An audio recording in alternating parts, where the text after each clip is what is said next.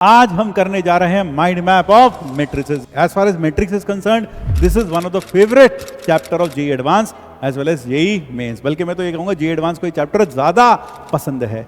Matrix का basic classification, row matrix जिसमें सिर्फ एक ही रो हो, कॉलम मैट्रिक्स जिसमें सिर्फ एक ही कॉलम हो, हॉरिजॉन्टल मैट्रिक्स एक ऐसी मैट्रिक्स जिसमें नंबर ऑफ कॉलम्स ज्यादा हो, नंबर ऑफ रोज कम हो, ऐसी मैट्रिक्स को हम कहते हैं हॉरिजॉन्टल मैट्रिक्स। और ये भी दूसरी डायगोनल है, लेकिन हम जब डायगोनल की बात करते हैं तो हम इस प्रिंसिपल डायगोनल की ही बात करते हैं, यानी हम इस डायगोनल की बात नहीं करते। नल मैट्रिक्स को किसी मैट्रिक्स से मल्टीप्लाई करेंगे तो नल मैट्रिक्स ही मिलेगी। ये बात अभी हम वैसे करना नहीं चाहते थे, लेकिन चलो कर देते हैं। हेलो प्यारे बच्चों, सभी को मेरी तरफ से हमेशा की तरह जय श्री कृष्ण, राधे राधे राधे राधे टू एवरीवन। और आज हम करने जा रहे हैं माइंड मैप ऑफ मैट्रिसेस, यानी कि अगले चंद मिनट, कुछ मिनटों में या घंटों में हम मैट्रिक्स का पूरा थ्योरेटिकल रिवीजन करने वाले हैं। तो देर किस बात की है, जल्दी से एक नोटबुक और एक पेन लेकर बैठिए और साथ में मेरे साथ शॉर्ट नोट्स बनाने के लिए तैयार हो जाइए। As far as matrix is concerned, this is one of the favourite chapter of JEE advance as well as JEE mains. बल्कि मैं तो ये कहूंगा जेईई एडवांस को ये चैप्टर ज्यादा पसंद है। तो जेईई एडवांस के लिए चैप्टर बहुत ज्यादा इंपॉर्टेंट है, इससे सवाल आते हैं और काफी अच्छे लेवल के प्रॉब्लम्स आते हैं। तो चलिए आइए जल्दी से करते हैं मैट्रिक्स का माइंड मैप। तो आज जो हम करने जा रहे हैं वो मैट्रिक्स का माइंड मैपिंग, यानी कि आपके दिमाग में मैट्रिक्स का एक एक कॉन्सेप्ट दिमाग में सेट हो जाएगा इस लेक्चर के बाद। तो सबसे पहले देखते हैं what is a matrix. Matrix एक रेक्टेंगुलर मैट्रिक्स क्या है? मैट्रिक्स एक अरेंजमेंट है of some elements in the form of rows and columns. और मैट्रिक्स का जो सिंबल है वो या तो यह है या फिर यह है, ठीक है। और एक सिंबल और था जो अब यूज नहीं करते, या फिर इस तरह से डिनोट करते हैं, या फिर इस तरह से डिनोट करते हैं। और मैट्रिक्स में जो एलिमेंट्स लिखते हैं वो रोज और कॉलम्स के फॉर्म में लिखते हैं, जैसे कि ये है। ये वाली जो हॉरिजॉन्टल होती हैं, हॉरिजॉन्टल जो अरेंजमेंट है, इसको तो हम कहते हैं रोज, और ये कहलाता है कॉलम्स। ये कहलाते हैं कॉलम्स, जैसे कि ये है। ये क्या है? दीज आर ऑल कॉलम्स, ये कॉलम्स हैं। तो अगर किसी मैट्रिक्स में m रोज हैं और n कॉलम्स हैं तो हम कहते हैं इसका जो ऑर्डर होगा, order of matrix, order of matrix हम बोलते हैं m क्रॉस n, जहां m होता है number of rose, number of rows, और n होता है number of columns, number of columns, number of columns.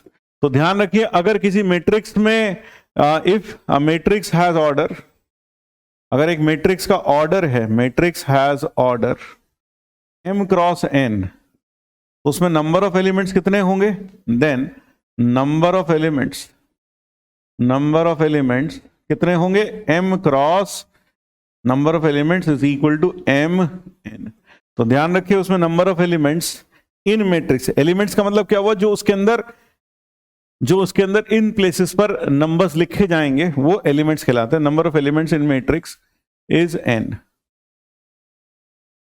Is equal to mn। So this is an important point to note कि अगर किसी matrix का ऑर्डर m इंटू n है तो उसमें नंबर ऑफ एलिमेंट्स कितने होंगे? m इंटू n होंगे। क्या m और n हमेशा बराबर होना जरूरी है? नहीं, m और n हमेशा बराबर होना जरूरी नहीं है। नंबर ऑफ रोज और नंबर ऑफ कॉलम्स डिफरेंट हो सकते हैं। जब नंबर ऑफ रोज और नंबर ऑफ कॉलम्स डिफरेंट हो तो ऐसी मैट्रिक्स को हम कहते हैं रेक्टेंगुलर मैट्रिक्स, ठीक है। रेक्टेंगुलर मैट्रिक्स कहते हैं जब नंबर ऑफ रोज और नंबर ऑफ कॉलम्स इक्वल ना हो। और अगर नंबर ऑफ रोज और नंबर ऑफ कॉलम्स इक्वल हो then it is called as a square matrix. तो स्क्वायर मैट्रिक्स क्या होती है? If m is equal to n then the matrix is said to be a square matrix.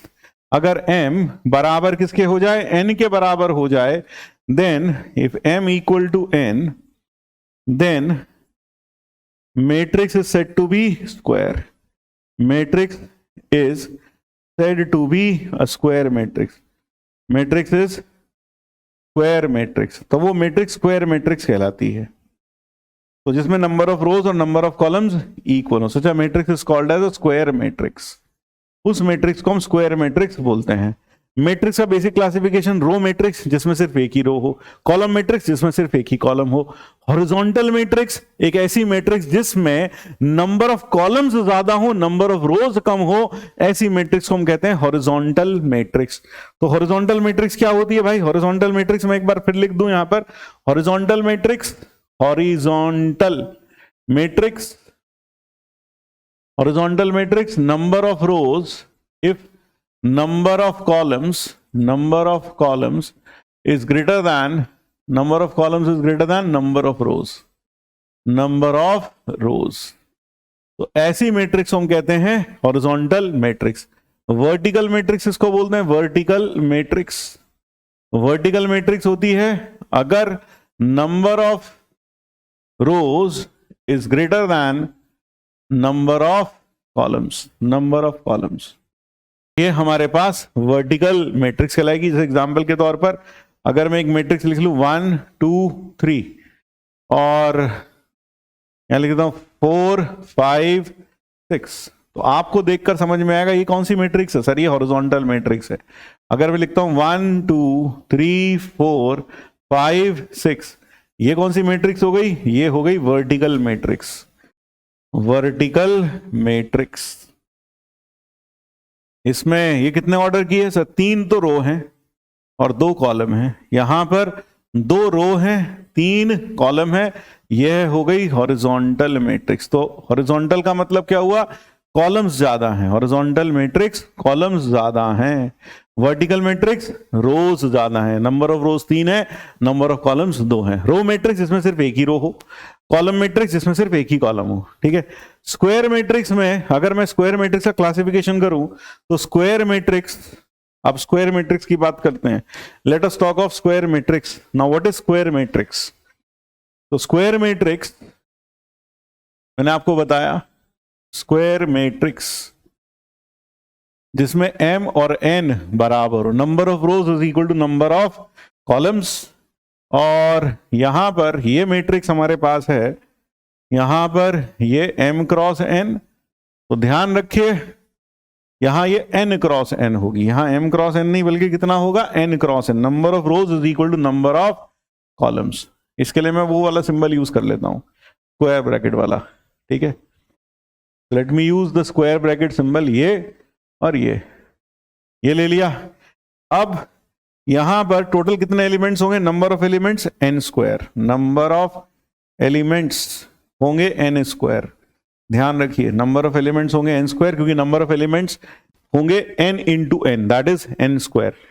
फिर यहां आपके पास जो एलिमेंट्स इस डायगोनल पर लगे होंगे, डायगोनल पर है ना, हमारे पास कितनी डायगोनल होती है? 2 डायगोनल होती हैं। वी हैव 2 डायगोनल्स, एक डायगोनल यह है, एक डायगोनल यह है।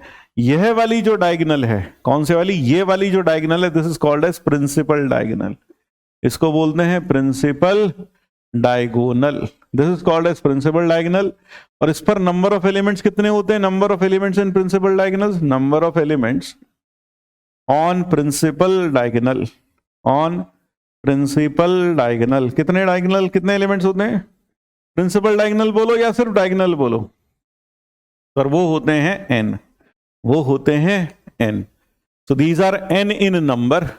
और ये भी दूसरी डायगोनल है, लेकिन हम जब डायगोनल की बात करते हैं तो हम इस प्रिंसिपल डायगोनल की ही बात करते हैं, यानी हम इस डायगोनल की बात नहीं करते। कायदे में है तो 2 diagonal, but we only talk of this diagonal, ठीक है। फिर यहां पर कुछ एलिमेंट्स ऊपर लगे होंगे। हाँ सर, कुछ एलिमेंट्स कहां होंगे?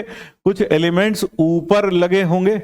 ऐसा बनाता हूं यार, कुछ एलिमेंट्स यहां लगे होंगे ऊपर। तो जो एलिमेंट्स ऊपर लगे हुए हैं, ऊपर ये, यहां कुछ एलिमेंट्स होंगे और यहां कुछ एलिमेंट्स होंगे। ये जो एलिमेंट्स हैं ये ऑफ डायगोनल एलिमेंट्स कहलाते हैं।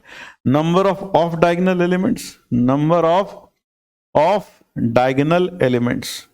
ऑफ डायगोनल एलिमेंट्स कितने होंगे सर? ऑफ डायगोनल एलिमेंट्स होंगे n square minus n, n square minus n। क्यों? n तो डायगोनल पर लग गए, तो बचे हुए कितने? n square minus n। Number of elements above diagonal, number of elements above diagonal कितने होंगे? अबव डायगोनल होंगे अबव डायगोनल या फिर बिलो डायगोनल, दोनों में बराबर होंगे, बिलो डायगोनल, अबव डायगोनल या बिलो डायगोनल। जब बिलो डायगोनल या अबव डायगोनल देखा जाए तो होंगे n square minus n by 2, n square minus n by 2। आप जो डायगोनल वाला कॉन्सेप्ट है यह सिर्फ कहां डिफाइन कर सकते हैं, एक स्क्वायर मैट्रिक्स में। रेक्टेंगुलर मैट्रिक्स में डायगोनल नामक चीज एग्जिस्ट नहीं करेगी, क्योंकि वो इस एंड से इस एंड तक बनेगा। रेक्टेंगल में इस तरह की डायगोनल बनाना, रेक्टेंगुलर मैट्रिक्स में इस तरह की डायगोनल बनाना संभव नहीं है। जैसे कि मैं अगर 2x2 की स्क्वायर मैट्रिक्स लिखूं या 3x3 की स्क्वायर मैट्रिक्स लिखूं तो ऐसे लिखते हैं a11 a12 a13 a21 a22 a23 a31 a32 a33। तो यहां पर अगर देखा जाए तो हमारे पास डायगोनल एलिमेंट्स कितने हैं सर, हमारे पास डायगोनल एलिमेंट्स है 3 एज एक्सपेक्टेड n, और टोटल कितने हैं सर 9, 9 में से 3 गए 6, तो ऊपर 3 और नीचे 3, आधे ऊपर और आधे नीचे। डायगोनल एलिमेंट्स ध्यान रखें, डायगोनल एलिमेंट्स पर किसी भी एलिमेंट को उठाऊंगा, जैसे मान लो मैंने a32 उठाया, a32, तो इसका जो पहला नंबर है ये होता है इसका रो नंबर, ये होता है रो नंबर, और यह होता है कॉलम नंबर, ये होता है कॉलम नंबर। तो कहने का मतलब है अगर मेरे पास एक एलिमेंट लिखा है A I J, what does A signify, I signify sir, I signify करता है उसका row number. What does J signify, that signifies the column number, row number और कॉलम नंबर। ठीक है, तो यहां पर अगर देखा जाए तो रो नंबर बराबर कॉलम नंबर होता है, आई बराबर जे, डायगोनल एलिमेंट्रीज। यानी डायगोनल एंट्रीज क्या होंगी, या डायगोनल वाले एलिमेंट क्या होंगे जिनका रो नंबर और कॉलम नंबर बराबर होगा। और यहां पर देखो गौर से, यहां पर अगर देखो तो आई इज लेस देन जे, आई जे से छोटा है हमेशा, यानी यहां कॉलम नंबर ज्यादा होगा, रो नंबर कम होगा, और यहां पर आई इज ग्रेटर देन जे। तो ध्यान रखें, जितने भी हमारे पास एलिमेंट्स होते हैं स्क्वायर मैट्रिक्स में n स्क्वायर एलिमेंट्स होते हैं। डायगोनल पे कितने लगे होते हैं n, ऊपर और नीचे मिलाकर n स्क्वायर माइनस n, ऊपर कितने और नीचे कितने अलग अलग, n स्क्वायर माइनस n में आधे ऊपर होंगे और आधे नीचे होंगे, तो n square minus n by 2।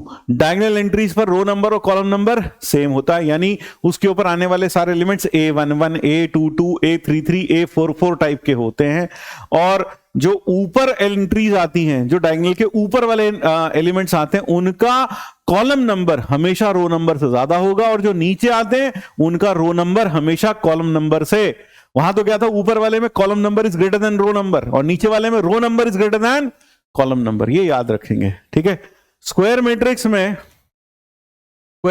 में ध्यान रखें कि कुछ क्लासिफिकेशंस हैं। स्क्वायर मैट्रिक्स को हम क्लासिफाई कर सकते हैं, square matrix can be classified into, एक तो diagonal matrix, diagonal matrix, diagonal matrix क्या होती है, डायगोनल मैट्रिक्स होती है जिसमें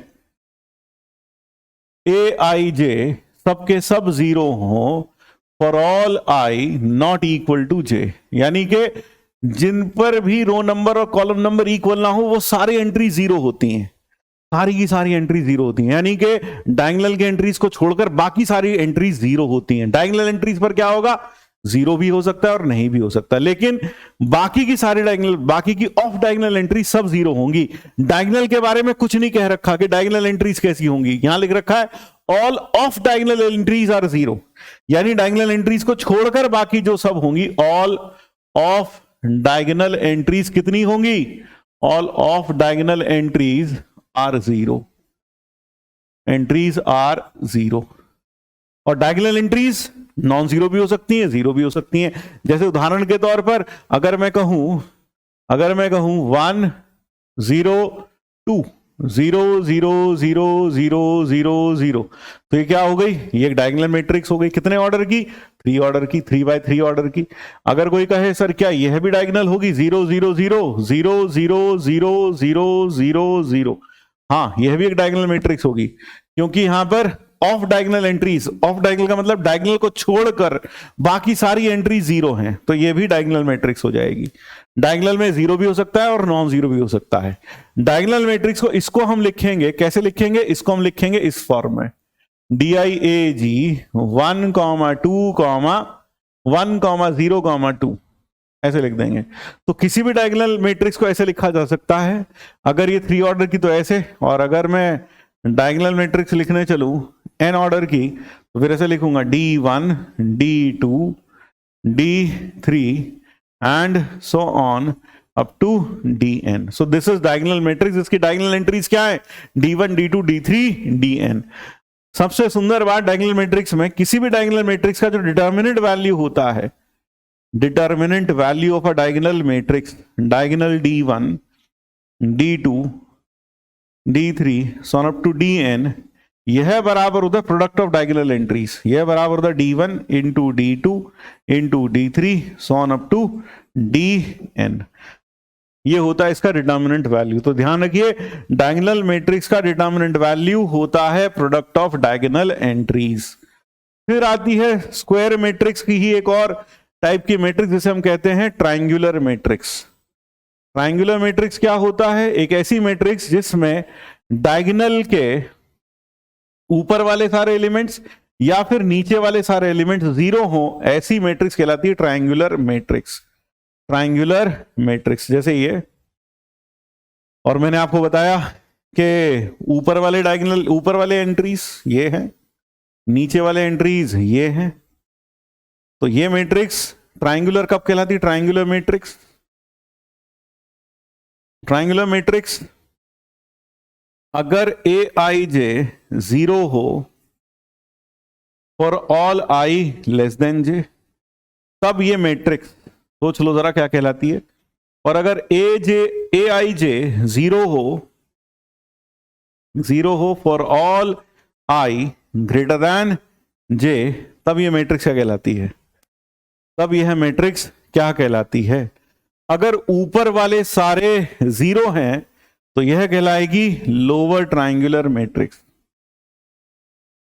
लोअर ट्रायंगुलर मैट्रिक्स यानी डायगोनल के नीचे वाले, ऊपर वाले सारे जीरो हैं तो ये लोअर ट्रायंगुलर। नीचे वाले के बारे में कुछ नहीं कह रखा, लोअर ट्रायंगुलर मैट्रिक्स। और ये कहलाएगी upper triangular matrix. Upper triangular matrix यानी कि अगर मैं डिफाइन करने चलूं, if I go to define a triangular matrix, तो ट्रायंगुलर मैट्रिक्स का मतलब हो गया कि भाई डायगोनल एंट्रीज अपर ट्रायंगुलर और लोअर ट्रायंगुलर। लोअर ट्रायंगुलर में लोअर ट्रायंगुलर हमने बताया aij i less than j, यानी कि कहने का मतलब है कि ऊपर वाले सारे जीरो। लोअर ट्रायंगुलर में क्या होता है? ऊपर वाले सारे जीरो, ये ध्यान रखेंगे, ऊपर वाले सारे जीरो। और यहां क्या होता है? अपर ट्रायंगुलर में नीचे वाले सारे जीरो, नीचे वाले सारे जीरो। तो ध्यान रखें, तो ट्रायंगुलर मैट्रिक्स दो तरह की होती है। अपर ट्रायंगुलर कब? जब ऊपर वाले सारे जीरो हों। लोअर ट्रायंगुलर तब जब नीचे वाले सारे जीरो हों। ठीक है, ये कहलाती है हमारी ट्रायंगुलर मैट्रिक्स। अब ट्रायंगुलर मैट्रिक्स में डायगोनल में इसका जो डिटर्मिनेंट वैल्यू होता है, determinant value of triangular matrix, ध्यान रखें, ट्रायंगुलर मैट्रिक्स का डिटर्मिनेंट वैल्यू, इसका डिटर्मिनेंट वैल्यू होता है product of diagonal entries, diagonal elements, product of all diagonal elements, all diagonal elements. ये होता है ट्रायंगुलर मैट्रिक्स का डिटर्मिनेंट। तो याद रखें, product of all diagonal entries of a triangular matrix gives its determinant value. ध्यान, फिर से एक चीज और, लोअर ट्रायंगुलर में ऊपर वाले सारे जीरो, नीचे वाले और डायगोनल पर क्या लगा हुआ उसके बारे में डेफिनेशन में कुछ नहीं लिखा हुआ है, यानी वो जीरो हो भी सकते हैं और नहीं भी हो सकते, उसके बारे में डेफिनेशन साइलेंट है। अपर ट्रायंगुलर में नीचे वाले सारे जीरो, तो डायगोनल पर और डायगोनल के ऊपर वालों के बारे में डेफिनेशन साइलेंट है, वो जीरो भी हो सकते हैं और नॉन जीरो भी हो सकते हैं। तो ये चीज ध्यान रखेंगे, ये दोनों चीजें क्लियर है भाई, अपर ट्रायंगुलर, लोअर ट्रायंगुलर। फिर स्क्वायर मैट्रिक्स में ही हम आगे बात कर सकते हैं स्केलर मैट्रिक्स की। स्क्वायर मैट्रिक्स में ही हम बात कर सकते हैं स्केलर मैट्रिक्स की। स्केलर मैट्रिक्स क्या होता है? स्केलर मैट्रिक्स, यह भी एक डायगोनल मैट्रिक्स है, अ diagonal matrix, a diagonal matrix whose all diagonal entries are equal, whose all diagonal entries are equal, जिसकी सारी diagonal entries equal होती हैं, entries are equal, जिसकी सारी diagonal entries equal होती हैं, यानी ये भी एक डायगोनल मैट्रिक्स है और इसकी सारी डायगोनल एंट्रीज क्या होती हैं? इक्वल होती हैं। फिर स्क्वायर मैट्रिक्स में ही हम बात कर लेते हैं यूनिट मैट्रिक्स की। यूनिट मैट्रिक्स या फिर आइडेंटिटी मैट्रिक्स, दूसरा नाम क्या है? आइडेंटिटी मैट्रिक्स, जिसकी सारी डायगोनल एंट्रीज 1 हो। तो scalar matrix, scalar matrix with all diagonal entries, with all diagonal entries as 1, जिसकी सारी डायगोनल एंट्रीज 1 हो जाएं, ऐसी मैट्रिक्स को हम कहते हैं स्केलर मैट्रिक्स या सॉरी यूनिट मैट्रिक्स या फिर आइडेंटिटी मैट्रिक्स। जैसे एग्जांपल के तौर पर I2 यानी identity matrix of order 2, I0 0 1, फिर I3 identity matrix of order 3, 1 0 0 0 1 0 0 0 1, तो ये आइडेंटिटी मैट्रिक्स हो गई। तो जो आइडेंटिटी मैट्रिक्स होती है वो 1 का रोल प्ले करती हैं। Identity matrix play the role of 1, और ध्यान रखिए आइडेंटिटी मैट्रिक्स चाहे कितने भी ऑर्डर की हो, उसका जो डिटर्मिनेंट वैल्यू होता है वो हमेशा 1 होता है। और आइडेंटिटी मैट्रिक्स अगर आप स्क्वायर कर दें या पावर कुछ भी कर दें, वो वापस आइडेंटिटी मैट्रिक्स ही आती है, वो वापस आइडेंटिटी मैट्रिक्स ही आती है। फिर आइडेंटिटी मैट्रिक्स को किसी भी मैट्रिक्स से मल्टीप्लाई कर दो तो आंसर वापस ए ही मिलेगा। So it acts like one of the matrix system. जैसे कि 1 को किसी से मल्टीप्लाई करके वही नंबर वापस मिलता है, हाँ सर, तो इसी तरह से आइडेंटिटी मैट्रिक्स को किसी भी मैट्रिक्स से मल्टीप्लाई करो ए ही वापस मिलेगा। आइडेंटिटी मैट्रिक्स का डिटर्मिनेंट वैल्यू 1 होता है, उसकी कोई भी पावर कर दो वापस आइडेंटिटी मैट्रिक्स ही आएगा। क्लियर हो गया भाई? हाँ सर, यह बात समझ में आ गई। तो that was identity matrix, scalar matrix. फिर आता है, हम यहां एक छोटी सी बात और कर लेते हैं, जैसे हम कहते हैं trace of square matrix. Trace of square matrix, trace of square matrix. Square matrix का जो ट्रेस होता है, trace of square matrix is equal to sum of all diagonal entries, sum of all diagonal elements, sum of all diagonal elements, इसको हम कहते हैं trace. So what is trace of a square matrix? It is nothing but the sum of all diagonal entries of a matrix is called as trace of a matrix. ठीक है? तो जैसे उदाहरण के तौर पर अगर मैं छोटा सा एक उदाहरण दूं आपको, जैसे मान लो मेरे पास है 1 0 0 0 2 3 0 1 1, मान लो ये एक मैट्रिक्स है ना, ये A है, तो इसका जो ट्रेस होगा, इसका जो ट्रेस होगा ऐसे लिखते हैं trace of A. Trace of A क्या होगा? 1 + 2 + 1 that is equal to 4। So trace का मतलब हो गया, यहां ऐसे लिख देंगे ट्रेस ऑफ ए वह बराबर होता है समेशन जो भी डायगोनल एंट्रीज हैं I1 to n, इन सबका सम। तो that is trace of a square matrix. तो ट्रेस समझ में आता है कि ट्रेस किसको कहते हैं? हाँ सर। फिर इसके बाद trace of A plus B, trace of A plus B यह बराबर होता है trace of A plus trace of B. इसी तरीके से ट्रेस ऑफ के टाइम्स कुछ मैट्रिक्स होता है के टाइम्स ट्रेस ऑफ ए, के टाइम्स ट्रेस ऑफ ए। यहां मैंने आपको एडिशन नहीं बताया, लेकिन आप, मुझे उम्मीद है एडिशन ऑफ मैट्रिक्स समझते हैं। एडिशन ऑफ मैट्रिक्स, दो मैट्रिक्स को ऐड करने के लिए उन दोनों का क्या होना जरूरी है? सेम ऑर्डर का होना जरूरी है। और एडिशन कैसे होता है? Corresponding elements are added. तो एडिशन कैसे होता है? If order of A is equal to order of B, if order of A, order of A ऐसे लिखते हैं, if order of A is equal to order of B, then we can add, we can define A plus B to be sum of corresponding elements of A and B, corresponding elements of A and B, यानी दोनों matrix के corresponding elements को उठाकर जोड़ दीजिए तो आपके पास sum of A and B आ जाएगा, sum of elements of A and B आ जाएगा।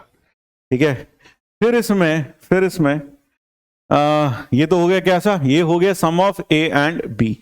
के टाइम्स ए का मतलब क्या होता है? के टाइम्स ए का मतलब अगर ए मैट्रिक्स है, अगर ए मैट्रिक्स को मैं डिफाइन करूं ऐसे, ए मैट्रिक्स को कैसे, ए आई जे ऐसे लिखते हैं और बाहर लिखते हैं एम क्रॉस एन, इसका मतलब ये ए आई जे टाइप के लिए एंट्री जाएंगी इसमें, A11 A12 A13 चलता जाएगा, एम रोज है और एन कॉलम्स हैं, और बी है B I J M cross N. तो आप ए प्लस बी को कैसे डिफाइन करेंगे? ए प्लस बी को हम डिफाइन करेंगे corresponding elements B I J M cross N, corresponding elements को ऐड कर देंगे, A11 B11 A12 B12, दोनों को जोड़ते चले जाएंगे। और फिर K टाइम्स A का मतलब होगा आप A के हर एलिमेंट को ए आई जे इंटू के, हर एलिमेंट को K से मल्टीप्लाई कर दें। यानी कहने का मतलब है ए मैट्रिक्स अगर आपके पास है 1 2 3 4, ये एक स्क्वायर मैट्रिक्स है और आपने इसे K से मल्टीप्लाई किया, तो K से मल्टीप्लाई करने का मतलब होगा इसको K से मल्टीप्लाई करना, और इसका मतलब होगा K 2K 3K और 4K। ध्यान रखें ये मैट्रिक्स स्क्वायर भी हो सकती है, रेक्टेंगुलर भी हो सकती है। यहां पर हमने m क्रॉस n लिखा है, यहां पर हमने m क्रॉस n लिखा है, यानी जरूरी नहीं है कि ये स्क्वायर मैट्रिक्स हो, तभी आप सम और प्रोडक्ट विद स्केलर डिफाइन कर सकें। हर मैट्रिक्स के लिए किया जा सकता है ये डिफाइन, है ना। So this can be defined for every matrix, square और रेक्टेंगुलर। लेकिन हाँ, trace is only for square matrix, sum of diagonal entries, है ना। Trace of a square matrix लिखा है पहले ही, तो trace is only defined for square matrix, it is not defined for a rectangular matrix. दो मैट्रिक्स को add कर सकते हैं, बस ऑर्डर सेम होना चाहिए, एक 2/3 ऑर्डर क्यों, एक 2/3 ऑर्डर क्यों, ऐड कर लो, कॉमन जो कॉरस्पॉन्डिंग एलिमेंट्स है वो ऐड हो जाएंगे। मल्टीप्लाई करना है किसी स्केलर से तो हर एलिमेंट मल्टीप्लाई होगा स्केलर से, हर एलिमेंट मल्टीप्लाई होगा स्केलर से। तो एग्जाम्पल के तौर पर यह है। एक और इंपॉर्टेंट बात ध्यान रखेंगे, वो क्या कि डिटर्मिनेंट ऑफ determinant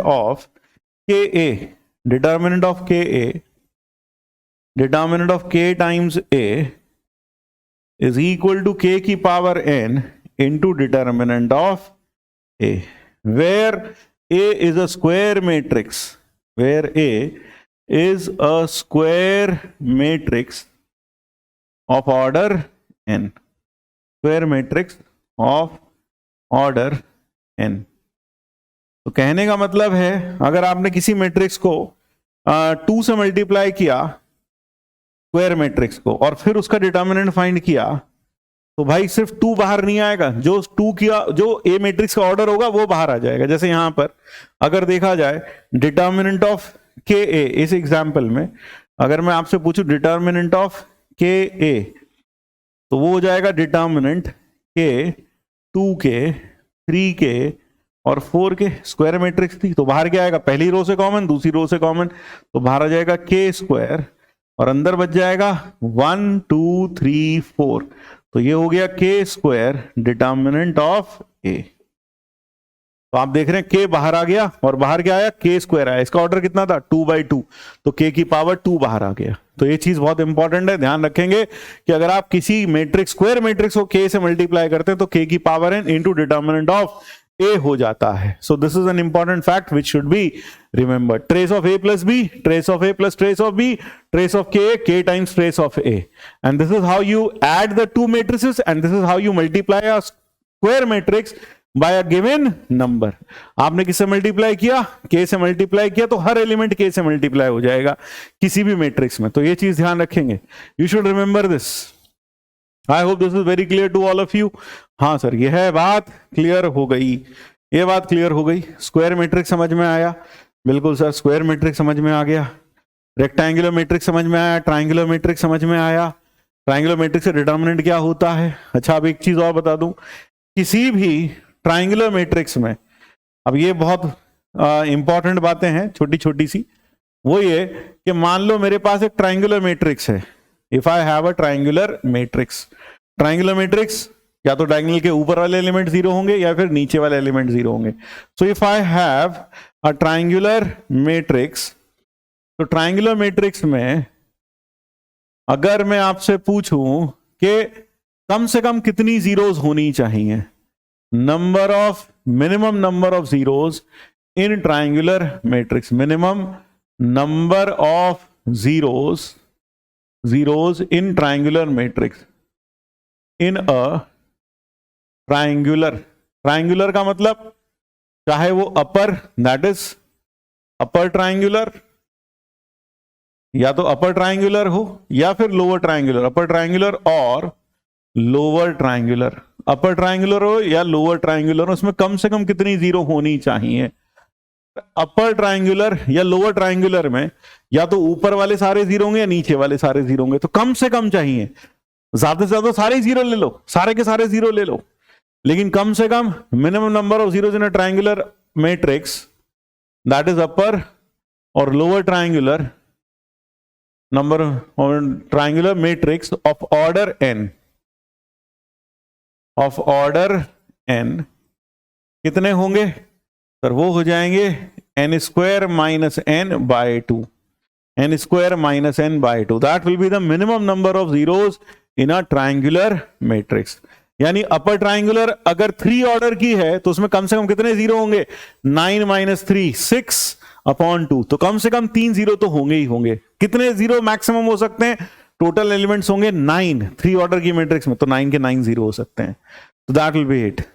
अच्छा मिनिमम नंबर ऑफ, ये तो हो गया पहला point, minimum number of zeros, minimum number of zeros, ये पहला पॉइंट। दूसरा point, minimum number of zeros in a, minimum number of ciphers लिखता हूं अब, ciphers in a diagonal matrix, एक डायगोनल मैट्रिक्स में कितने जीरोस होंगे, in a diagonal matrix of order n, diagonal matrix of order n। So diagonal matrix में of diagonal element सारे zero होते हैं, यानी ऊपर वाले भी जीरो नीचे वाले भी जीरो, तो ऊपर वाले कितने, n square minus n by two, और नीचे वाले भी कितने, n square minus n by two, यानी कि n square minus n। This is the minimum number of ciphers in a diagonal matrix of order n। ये याद रखेंगे, इसके ऊपर जेई में प्रॉब्लम भी ऑलरेडी आ चुका है, क्लास में हम ये बात कर चुके हैं। तो हमने मैट्रिक्स को ऐड करना सीख लिया, उसका ट्रेस बताना सीख लिया, एडिशन देख लिया। अच्छा एडिशन में मैं एक चीज और बता दूं कि मैट्रिक्स में a प्लस बी और b प्लस a बराबर होते हैं, a प्लस बी और b प्लस a बराबर होते हैं, ठीक है ना, both of them are same. Addition is commutative, addition is commutative. Addition कैसा होता है, कम्यूटेटिव होता है, एडिशन इज कम्यूटेटिव, एडिशन कैसा है, कम्यूटेटिव है। फिर उसके बाद है ना, एक इंपॉर्टेंट पॉइंट क्या हो गया, फिर आता है एक नल मैट्रिक्स। नल मैट्रिक्स क्या होता है, नल मैट्रिक्स अब डिफाइन करते हैं। नल मैट्रिक्स होता है, नल मैट्रिक्स, नल मैट्रिक्स या फिर जिसे हम कहते हैं जीरो मैट्रिक्स, जीरो मैट्रिक्स, वो डिफाइन होता है zero m cross n, o m cross n से, जीरो m क्रॉस n लिख देते हैं, o m क्रॉस n लिख देते हैं। This is called as a null matrix. Null matrix क्या होता है, जिसकी सारी entries A I J m cross n for all A I J is equal to zero, सारे एंट्री जीरो होते हैं, is equal to zero for all I. कहां से कहां तक होगा सर, 1 से m तक रो नंबर है, और j 1 से n तक कॉलम नंबर है, यानी इसकी सारी एंट्री जीरो हो, ऐसी मैट्रिक्स नल मैट्रिक्स कहलाती है। ये स्क्वायर भी हो सकती है, रेक्टेंगुलर भी हो सकती है। जैसे कि अगर कोई कहे नल मैट्रिक्स ऑफ ऑर्डर 2/3, तो 0 0 0, 2 तो रो होंगे और 3 कॉलम होंगे, कोई का null matrix of order 2 by 2, वो क्या होगी 0 0 0 0, ये हो जाएगी। ठीक है, null matrix acts like the zero of matrix system, ये जीरो ऑफ मैट्रिक्स सिस्टम की तरह एक्ट करती है। वन कौन एक्ट करता है? Identity matrix. Null matrix acts like zero of the matrix system.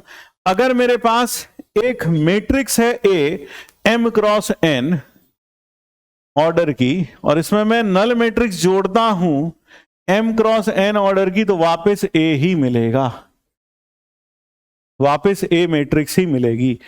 Null matrix का डिटर्मिनेंट m क्रॉस, मान लो नल मैट्रिक्स है, तो डिटर्मिनेंट की बात कब कर सकते हैं? जब वो स्क्वायर मैट्रिक्स हो। तो null matrix n cross n order की, उसका डिटर्मिनेंट वैल्यू 0 होता है।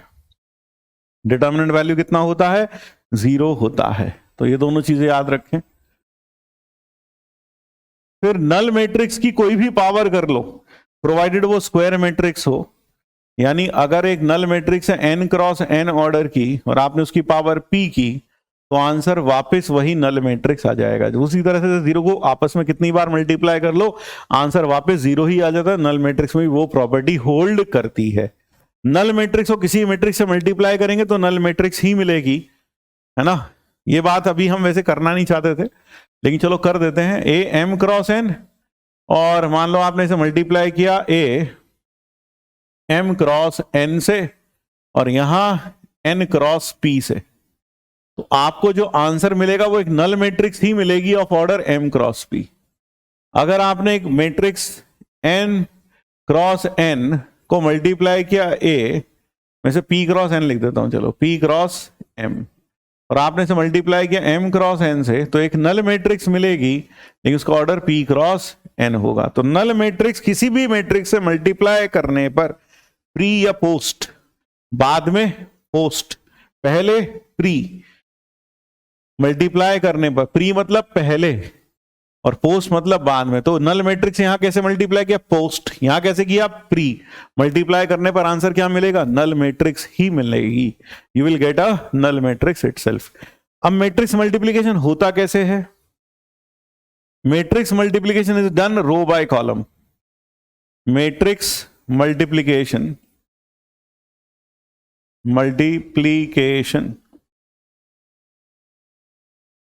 मैट्रिक्स मल्टीप्लिकेशन में बात करें, अगर ऑर्डर ऑफ ए है m क्रॉस n, है ना, या यूं कहूं a एंड b हम कब कहते हैं? a एंड b कब कहते हैं मल्टीप्लाई की जा सकती हैं? a matrix a and b are said to be, तो matrices a and b are said to be conformable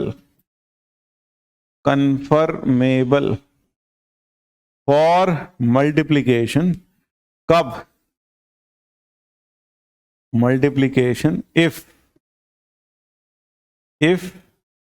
number of columns in A, number of columns in A is equal to number of rows in B. Number of columns in A is equal to number of rows in B. तब हम कहते हैं ये दोनों matrix multiply करने काबिल हैं। यानी A अगर m क्रॉस n है तो यह B में n क्रॉस p है। आप देख सकते हैं ये तो क्या हुआ, number of rose in A, number of rows in A is equal to number of columns in B, number of columns in B। तब हम इन्हें मल्टीप्लाई कर सकते हैं और जो आंसर आता है वो होता है of order m cross p। यानी कि आप बीच में से जो ये n है ये हटा दीजिए, you get a matrix of order m cross p। तो that is how we get this. यहां पर इसी तरीके से हमने जब नल मैट्रिक्स को इससे मल्टीप्लाई किया तो m हट गया और आंसर आ गया p क्रॉस n का नल मैट्रिक्स। यहां जब इन्हें मल्टीप्लाई किया तो n हट गया और m क्रॉस p का नल मैट्रिक्स आ गया। ठीक है, ये बात क्लियर हुई। यहां पर मैट्रिक्स मल्टीप्लिकेशन कैसे कैरी आउट होता है? It is carried out row by column. तो matrix multiplication is done row by column. Matrix multiplication is done row by column, यानी रो बाय कॉलम मल्टीप्लाई करते हैं। यह बहुत इंपॉर्टेंट है। डिटर्मिनेंट में तो आप कैसे भी मल्टीप्लाई कर दो, row by row, column by column, column by row, कैसे भी कर दो, लेकिन मैट्रिक्स मल्टीप्लिकेशन में जो मल्टीप्लिकेशन होगा वो सिर्फ रो बाय कॉलम होगा। वो कैसा होगा? रो बाय कॉलम। और कैसे लिखते हैं मैं थोड़ा सा बता देता हूं आपको।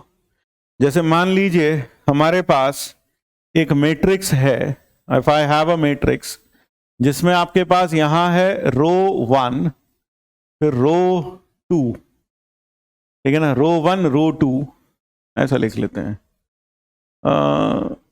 मैं कैसे कहूं, हाँ, इफ आई हैव रो 1 रो 2 रो 3 और उसमें कॉलम है कुछ, ज्यादा अच्छा तो ये रहेगा। ये मान लो मैट्रिक्स है 3x2 ऑर्डर की और ये मैट्रिक्स है 2x3 ऑर्डर की। तो जो आंसर आएगा वो आंसर आएगा कितने ऑर्डर का?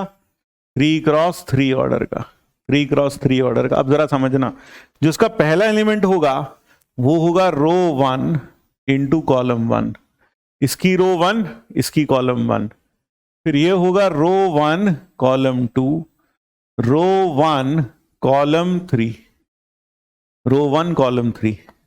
कहने का मतलब दिस और यहां दिस इंटू दिस सबको प्लस कर देंगे। फिर उसके बाद यही रो, फिर ये यहां लिखा जाएगा, फिर यही रो यहां और यहां मल्टीप्लाई होगा। सिर्फ 2 कॉलम्स हैं, सिर्फ 2 रो हैं, सिर्फ इतना होगा, ठीक है, हाँ, सिर्फ ये होगा। तो it will be just this, पहली रो पहला कॉलम, तो पहली रो और दूसरा, एक मिनट, यहां पर 3/2 था भाई, तो यहां थोड़ा सा ढंग से बनाना पड़ेगा। 1 2 1 2 1 2, 3 रो 2 कॉलम, और यहां 1 2 3, ये हो गया। अब जब आप मल्टीप्लाई करोगे, व्हेन यू मल्टीप्लाई, तो क्या होगा? पहली रो पहला कॉलम, पहली रो दूसरा कॉलम, पहली रो तीसरा कॉलम, ये आ गया। फिर इसी तरह से यहां पर भरते चले जाएंगे। यहां क्या होगा? यहां होगा रो 2 कॉलम 1, रो 2 कॉलम 1, है ना। ये क्या होगा? रो 2 कॉलम 1 रो 2 कॉलम 2 रो 3 कॉलम 3 रो 3 कॉलम 1 रो 3 कॉलम 2 रो 3 कॉलम 3। यहां रो 2 कॉलम 3 आएगा और रो 2 कॉलम 3। तो इन जनरल हम कह सकते हैं आई जेथ एलिमेंट, क्या कह सकते हैं? आई जेथ एलिमेंट ऑफ ए बी बराबर होता है ith row of A into jth column of B, jth column of B. तो ये याद रखिएगा, ith row of A into jth column of B, ith row of A into jth column of B. जैसे कि अगर मान लीजिए मैंने यह एलिमेंट उठाया, ये वाला एलिमेंट उठाया, ये एलिमेंट कौन सा है सर? यह जो एलिमेंट है, यह वाला जो एलिमेंट आप उठा रहे हैं, यह है थर्ड रो सेकंड कॉलम, यानी ये 3/2 एलिमेंट है। ये कौन सा एलिमेंट है? 3/2, थर्ड रो सेकंड कॉलम। तो 3/2 एलिमेंट कैसे मिला? रो 3, इसकी रो 3 इंटू इसका सेकंड कॉलम, तो third row into second column, वही लिखा है ith row of A into jth column of B. तो ये चीज ध्यान रखिएगा। कई लोगों को मैट्रिक्स मल्टीप्लिकेशन में थोड़ी दिक्कत आती है, उसको हम थोड़ा यहां देख लेते हैं। मान लीजिए 1 2 3 4 5 6, ये मैंने लिख दी 2/3 की मैट्रिक्स, चलो 2/3 की मैट्रिक्स लिख ली, और यहां लिखता हूं मैं 1 1 0 1 0 0, ये लिख दिया मैंने 3x2। अब जो आंसर आएगा वो कितने ऑर्डर का आएगा सर? वो आएगा 2x2 का, 2x2। 2x2 का मतलब 1 2 1 2। अब जो पहला एलिमेंट होगा ये 1 1 है, ये पहली रो पहला कॉलम, तो पहली रो पहला कॉलम, तो 1 इंटू 1 1, 2 इंटू 0 0, 3 इंटू 0 0, तो 1 इंटू 1 2 इंटू 0 3 इंटू 0, सबको ऐड करेंगे तो 1 आएगा। फिर पहली रो, ये कौन सा है? पहली रो सेकंड कॉलम, तो पहली रो सेकंड कॉलम, तो 1 1 फिर 2 और फिर 0, तो 1 प्लस 2 प्लस 0, ये हो गया 3। अब ये क्या है? Second row first column, second row first column को मल्टीप्लाई करना है, 4 0 0, तो यहां आ गया 4। फर्स्ट रो सेकंड कॉलम 4 5 0, तो 4 और 5 9, ये हो गया। So that is how we multiply it. आप भी मल्टीप्लाई करके देख लो, समझ में आ जाएगा। रो बाय कॉलम से मल्टीप्लाई करने पर हमें मैट्रिक्स के एलिमेंट्स मिलते हैं। मैट्रिक्स में एक चीज याद रहे कि ए बी बराबर बी ए नहीं होता। A B is not equal to B A in general, आमतौर पर यह बराबर नहीं होता। तो पहली इंपॉर्टेंट बात। दूसरी इंपॉर्टेंट बात, अगर A into be null matrix आ जाए, ए इंटू बी क्या आ जाए? नल मैट्रिक्स, यानी आपने दो मैट्रिक्स को मल्टीप्लाई किया और उसकी हर एंट्री 0 आ गई, तो नल मैट्रिक्स आ गई। इसका मतलब यह ना सोच लें ए नल है या फिर बी नल है। ए इज 0 मैट्रिक्स और B is 0 matrix, it does not imply. इसका मतलब ये नहीं होता। तो अगर ए और बी का प्रोडक्ट नल मैट्रिक्स है तो इसका मतलब ये बिल्कुल भी नहीं होगा कि ए भी 0 हो या फिर बी 0 हो सकता है दोनों 0 ना हो और मल्टीप्लाई करके आंसर नल मैट्रिक्स आ रहा हो।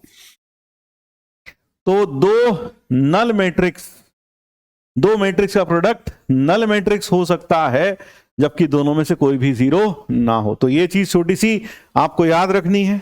यू शुड रिमेंबर दिस, ये याद रखना है आपको कि नल मैट्रिक्स में क्या है कि दो मैट्रिक्स को मल्टीप्लाई करेंगे तो और 0 आ जाए तो वो नल मैट्रिक्स होना बराबर जरूरी नहीं है। ठीक है। मैट्रिक्स मल्टीप्लिकेशन एसोसिएटिव होता है। मैट्रिक्स मल्टीप्लिकेशन कैसा होता है? Associative. It is associative. Associative मतलब कि अगर मान लीजिए बाहर हो ए, अंदर लिखा हो B C, A into B C, A dot B C, A B plus C, ऐसा लिखा हो। आमतौर पर मैट्रिक्स मल्टीप्लिकेशन की कुछ नहीं लगाते, बस ऐसे लिख देते हैं, डॉट वॉट कुछ नहीं लगाते। उसका मतलब होता है ए बी प्लस ए सी। ये डिस्ट्रीब्यूटिव है, this is distributivity over addition, plus या माइनस। और अगर ऐसा लिखा हो, ध्यान रखिए ऑर्डर इंपॉर्टेंट है, B plus minus C into A बराबर B A plus minus C A. यानी आप इसे कभी सोचो ए बी लिख दे, नहीं लिख सकते, B A B C B लिखना पड़ेगा जैसे वेक्टर में होता है। तो ऑर्डर इंपॉर्टेंट है यहां पर मैट्रिक्स का। फिर ये एसोसिएटिव होता है। अभी आप वेक्टर पढ़ रहे हैं, आपको पता है वेक्टर में वेक्टर मल्टीप्लिकेशन एसोसिएटिव नहीं होता, लेकिन मैट्रिक्स मल्टीप्लिकेशन एसोसिएटिव होता है। तो बीच में आप कुछ नहीं लगाते आमतौर पर, ए बी सी, और अगर आप इसे लिखते हैं ए बी इंटू सी, ये बराबर होता है, ये बराबर होता है। तो ये चीज ध्यान रखें, matrix multiplication is associative. Associative होता है, कम्यूटेटिव नहीं होता है। कम्यूटेटिव का मतलब A B is not equal to B A आमतौर पर, और डिस्ट्रीब्यूटिव होता है ओवर एडिशन एंड सब्ट्रैक्शन। तो ये चीज ध्यान रखेंगे। अगर मान लीजिए ये क्लियर हुआ, हाँ सर यह क्लियर हो गया। फिर क्या दो रेक्टेंगुलर मैट्रिक्स का प्रोडक्ट स्क्वायर मैट्रिक्स हो सकता है? हाँ सर बिल्कुल हो सकता है। अभी देख लो, अगर तुम 3/2 की मैट्रिक्स को 2/3 की मैट्रिक्स से मल्टीप्लाई करो, 3/2 को 2/3 वाली मैट्रिक्स से मल्टीप्लाई करो, तो आंसर 3x3 का आएगा, स्क्वायर मैट्रिक्स आएगा, है ना। तो दो रेक्टेंगुलर का प्रोडक्ट स्क्वायर मैट्रिक्स के बराबर हो, एक स्क्वायर मैट्रिक्स दे सकता है। ठीक है। हाँ, फिर प्रोडक्ट के बारे में ही बता दूं मैं आपको। Determinant of A into B, यह बराबर होता है determinant of A into determinant of B. Where A and B are square matrices, A and B क्या होनी चाहिए, are square matrices of same order, are square matrices of same order, same order की होनी चाहिए, तभी आप ऐसा लिख सकते हैं, are square matrices of same order. दूसरा, डिटर्मिनेंट ऑफ ए की पावर कोई n हो तो ये हो जाता है डिटर्मिनेंट ए की power whole n, where A is any, where A is a square matrix, A is a square matrix, A क्या हो, स्क्वायर मैट्रिक्स हो। अब ये चीज ध्यान रखेंगे, ठीक है। तो this is worth remembering, this all things should be remembered, these small points ये याद रखने हैं, ठीक। और डिटर्मिनेंट ऑफ के ए मैंने आपको बता दिया, डिटर्मिनेंट ऑफ के होता है के की power n into determinant of, where n is the order of matrix A, where n is the order of square matrix A, ये बताया था अभी, याद करो, है ना। डिटर्मिनेंट ऑफ के ए देखो लिखा भी है, where A is a square matrix of order n, तो n बाहर है, पावर के साथ बाहर आ जाएगा, ये क्लियर हो गया। फिर अगर ए बी बराबर, इफ ए बी बराबर हो जाए माइनस बी ए बी बराबर बी ए हो जाए, then A and B are said to commute, are said to commute, यानी कि अगर ए इंटू बी करें और बी इंटू ए करें, दोनों का आंसर सेम आ जाए, जरूरी नहीं आए, कभी कभी बराबर आ जाता, तो ऐसी मैट्रिक्स को कहते हैं हम, दोनों मैट्रिक्स क्या करती हैं, कम्यूट करती हैं। और अगर ए बी बराबर माइनस बी ए आ जाए, then A and B are said to anti commute, अब हम कहते हैं दोनों मैट्रिक्स क्या करती हैं, एंटी कम्यूट करती हैं, अब ये मैट्रिक्स एंटी कम्यूट करती हैं। फिर एक और इंपॉर्टेंट बात, identity matrix, identity matrix commutes with every square matrix, every square matrix of same order, of same order, of same order, ये बहुत इंपॉर्टेंट है। अभी अभी मैंने आपको बताया था, आइडेंटिटी मान लो n क्रॉस n की है और a भी n क्रॉस n का है, तो आपको पता है इसका आंसर वापस a ही आएगा। और अगर आप a को मल्टीप्लाई कर लें i n क्रॉस n से, दोनों में देख रहे हो, i into n cross n, i a n cross n, ये भी वापस a आएगा, और a into i n cross n, ये भी वापस a आएगा, दोनों की वैल्यू सेम होगी। यह दोनों के साथ क्या करता है, कम्यूट करता है, it commutes with every square matrix of same order, ये कम्यूट करेगा,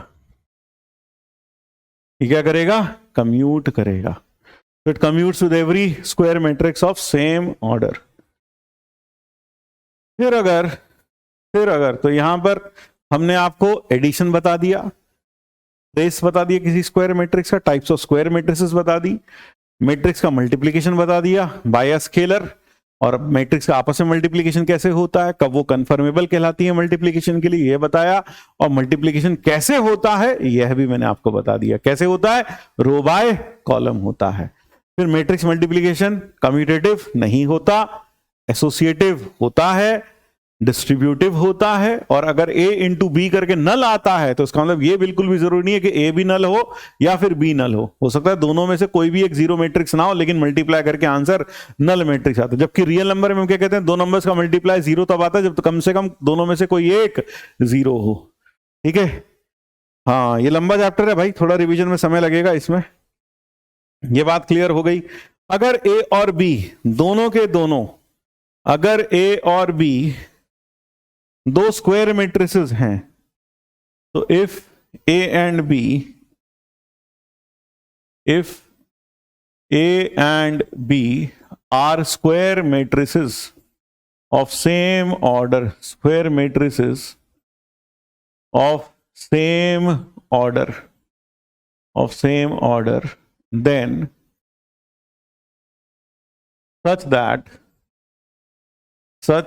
that AB बराबर BA, AB बराबर BA, तब हम क्या कर सकते हैं, a प्लस बी की पावर n, जहां n कोई नेचुरल नंबर है, उस पर बाइनोमियल थ्योरम लगा सकते हैं। nc0 a की power n plus nc1 a की power n minus 1 into B plus nc2 a की power n minus 2 into B square plus ncn last में और इंटू बी की पावर n, ऐसा लिख सकते हैं। लेकिन कब लिख सकते हैं, जब दोनों मैट्रिक्स क्या करती हो, कम्यूट करती हूं, यानी ए बी बराबर बी ए है, तब आप एल्जेब्रिक आइडेंटिटीज वाले फॉर्मूला लगा सकते हैं।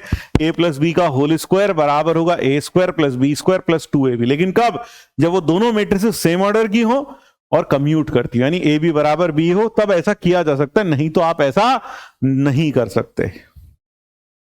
जो पावर्स होती हैं, जैसे ए स्क्वायर हो गया, ए क्यूब हो गया, ये सब पावर्स डिफाइंड है सिर्फ और सिर्फ स्क्वायर मैट्रिक्स के लिए, स्क्वायर मैट्रिक्स के लिए ही डिफाइंड है ना। आप किसी मैट्रिक्स का स्क्वायर कर सकते हैं, किसका, रेक्टेंगुलर मैट्रिक्स का स्क्वायर पॉसिबल नहीं है।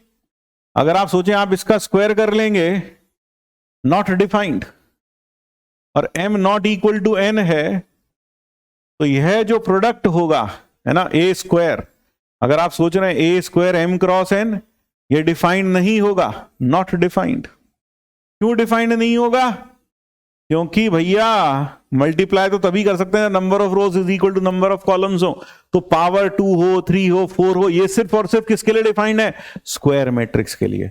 तो इसीलिए यहां पर जब हमने बाइनोमियल थ्योरम लिखा, तो ए की पावर एन, ए की पावर एन माइनस 1, ये सब जो पावर्स हैं ये सिर्फ स्क्वायर मैट्रिक्स के लिए डिफाइंड है, रेक्टेंगुलर मैट्रिक्स के लिए ये सब डिफाइंड नहीं है।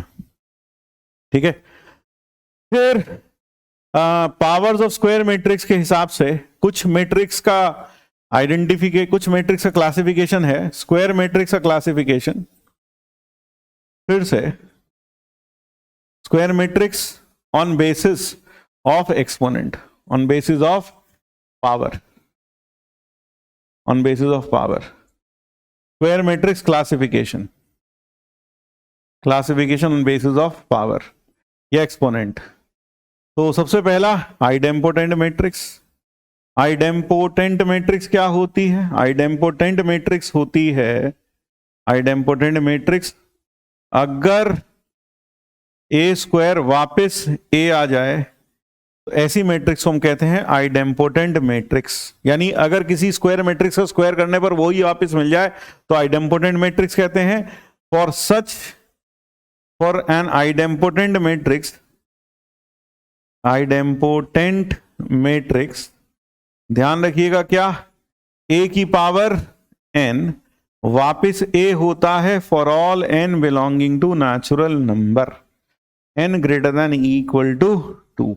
ये ध्यान रखें, आइडेम्पोटेंट मैट्रिक्स के लिए कुछ भी पावर लगा लो, वह हमेशा वापस वही मैट्रिक्स मिल जाएगी। फिर आती है इनवॉल्यूटरी मैट्रिक्स।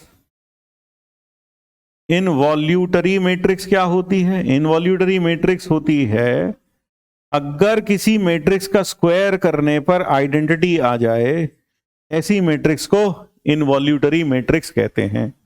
ऐसी मैट्रिक्स को इनवॉल्यूटरी मैट्रिक्स कहते हैं। ये मैट्रिक्स अपने आप का इनवर्स होती है, उसकी डिटर्मिनेंट वैल्यू अगर देखी जाए, डिटर्मिनेंट ऑफ ए स्क्वायर बराबर determinant of I, determinant of I तो 1 हो गया, डिटर्मिनेंट ऑफ ए का स्क्वायर हो गया, डिटर्मिनेंट ऑफ ए का स्क्वायर बराबर 1, तो डिटर्मिनेंट ऑफ ए बराबर प्लस माइनस 1। हर इनवॉल्यूटरी मैट्रिक्स का डिटर्मिनेंट वैल्यू +1 या -1 होता है, लेकिन इसका मतलब ये नहीं कि जिस भी मैट्रिक्स का डिटर्मिनेंट वैल्यू प्लस या -1 है वो इनवॉल्यूटरी होगी, नहीं। तो हर इनवॉल्यूटरी मैट्रिक्स का डिटर्मिनेंट वैल्यू +1 या -1 होता है, लेकिन हर मैट्रिक्स जिसका डिटर्मिनेंट वैल्यू प्लस या -1 हो वो इनवॉल्यूटरी हो, यह बिल्कुल भी जरूरी नहीं है। फिर उसके बाद तीसरा है इनवॉल्यूटरी हो गया nilpotent matrix. nilpotent matrix. Nilpotent matrix, if a की power p is equal to null matrix, तो ऐसी मैट्रिक्स को हम बोलते हैं nilpotent matrix. एंड a की power p minus 1 is not equal to null matrix, then a is said to be nilpotent of index p. अगर a की power p करने पर नल मैट्रिक्स आ जाए और प्रोवाइडेड उससे कम पावर करने पर नल मैट्रिक्स ना आए, तो ऐसी मैट्रिक्स को क्या कहते हैं? निलपोटेंट मैट्रिक्स कहते हैं. कितने इंडेक्स की? p इंडेक्स की. That is called as a nilpotent matrix. Obviously बात है, निलपोटेंट मैट्रिक्स का जो डिटरमिनेंट वैल्यू होगा वो 0 होगा. ठीक है. फिर आता है निलपोटेंट मैट्रिक्स के बाद अगला जो मैट्रिक्स आता है वो आता है periodic matrix. Periodic matrix. Periodic matrix क्या है? पीरियोडिक मैट्रिक्स है अगर a की पावर k प्लस 1 वापिस a हो जाए, है ना, a की पावर k प्लस 1 जहां वापिस क्या आ जाए? k आ जाए, then a is said to be periodic. A is said to be, क्या बोलते हैं इसको? Periodic matrix of order k, जहां k ग्रेटर दैन 0 है. k नेचुरल नंबर है और k ग्रेटर दैन 0 है. k belongs to natural number लिख दूं बस, है ना? हाँ, ज्यादा अच्छा रहेगा. k belongs to natural number. तो ये पीरियोडिक मैट्रिक्स कहलाएगी ऑर्डर k की. जैसे कि idempotent matrix is a periodic matrix of period 1, of order k, नहीं of period k, sorry. It is called as an periodic matrix of period k. इसका period क्या बोलते हैं? k बोलते हैं. We call the period of this matrix to be k. So that is nilpotent matrix and periodic matrix. मैंने आपको बता दिया निलपोटेंट क्या होता है, पीरियोडिक मैट्रिक्स क्या होता है, आइडेम्पोटेंट क्या होता है. ठीक है. एक और इंपॉर्टेंट बात, इफ डिटर्मिनेंट ऑफ a बराबर 0, then a is said to be singular matrix. तब हम उसे क्या बोलते हैं? सिंगुलर मैट्रिक्स बोलते हैं. a is said to be singular matrix. और अगर डिटर्मिनेंट ऑफ a 0 नहीं है, if determinant of a not equal to 0, then a is said to be non singular matrix. हम उसे नॉन सिंगुलर मैट्रिक्स बोलते हैं. तो सिंगुलर मैट्रिक्स और नॉन सिंगुलर मैट्रिक्स दोनों में अंतर है. अगर डिटर्मिनेंट वैल्यू 0 है तो सिंगुलर, अगर 0 नहीं है तो नॉन सिंगुलर मैट्रिक्स कहलाएगी. It will be called as non singular matrix. तो सिंगुलर मैट्रिक्स और नॉन सिंगुलर मैट्रिक्स, ये ध्यान रखिएगा कि सिंगुलर मैट्रिक्स क्या है, नॉन सिंगुलर मैट्रिक्स क्या है. फिर इसके बाद कुछ एक दो काम की बातें और कर लेते हैं. अगर आपके पास दो मैट्रिक्स ऐसे हो, 1 A 0 1, 1 B 0 1, तो ध्यान रखिए इनका जो मल्टीप्लीकेशन होता है वो होता है 1 0 1 और यहां हो जाता है A प्लस B. तो ये चीज ध्यान रखिएगा. गोल्डन मैट्रिसेस के नाम से हमने क्लास में पढ़ा था ये. फिर इसके बाद हमने आपको बताया था कि अगर आपके पास ऐसा हो cos थीटा sin थीटा, यहां पर हो cos theta minus sin theta cos theta, आपको याद होगा ऐसा बताया था. यहां पर हो माइनस sin थीटा और यहां हो cos थीटा की पावर n. तो आप मुझे बता सकते हैं ये वैल्यू कितनी आएगी? सर ये वैल्यू आ जाती है cos n theta plus iota sin n theta. cos n theta not iota, sin n theta और यहां माइनस sin n थीटा और cos n थीटा, ये हो जाता है. ये चीज याद रखेंगे. So I have already told you this in class. और इसमें अगर कॉस माइनस साइन भी हो, यानी ऐसा भी लिखा हो cos theta minus sine theta, यानी ये सेकेंड एंट्री हो माइनस साइन थीटा, यहां हो साइन थीटा, यहां हो कॉस थीटा, और इसकी पावर पूरे की n हो, तब भी ये हो जाता है cos n theta minus sine n theta और sine n theta sine n theta और cos n theta. This is for all n belonging to integer. हर इंटीजर के लिए ऐसा होगा, तो ये याद रखिएगा। तो बहुत इंपॉर्टेंट बात हो गई। फिर एक चीज और बता दें कि किसी स्क्वायर मैट्रिक्स को उसका, पहले ट्रांसपोज बता दूं मैं आपको, ट्रांसपोज क्या है, फिर ट्रांसपोज के बाद आपसे इंपॉर्टेंट बात और करेंगे। ट्रांसपोज ऑफ मैट्रिक्स क्या है? Transpose of a matrix, transpose of a matrix, transpose of matrix, इसको हम डिनोट करते हैं ए डैश से या फिर ए के ऊपर टी लिखकर। ये कैसे मिलती है? Obtained by matrix obtained from A by interchanging its rows and columns, by interchanging its rows and columns। उसके रोज और कॉलम्स को अगर हम इंटरचेंज कर दें तो जो हमें मैट्रिक्स मिलेगी वह हमारी ट्रांसपोज कहलाएगी। अगर order of A m cross n है तो ऑर्डर ऑफ ए ट्रांसपोज हो जाएगा n cross m, n cross m, रोज और कॉलम्स इंटरचेंज हो जाएंगे। और एक चीज और, ijth element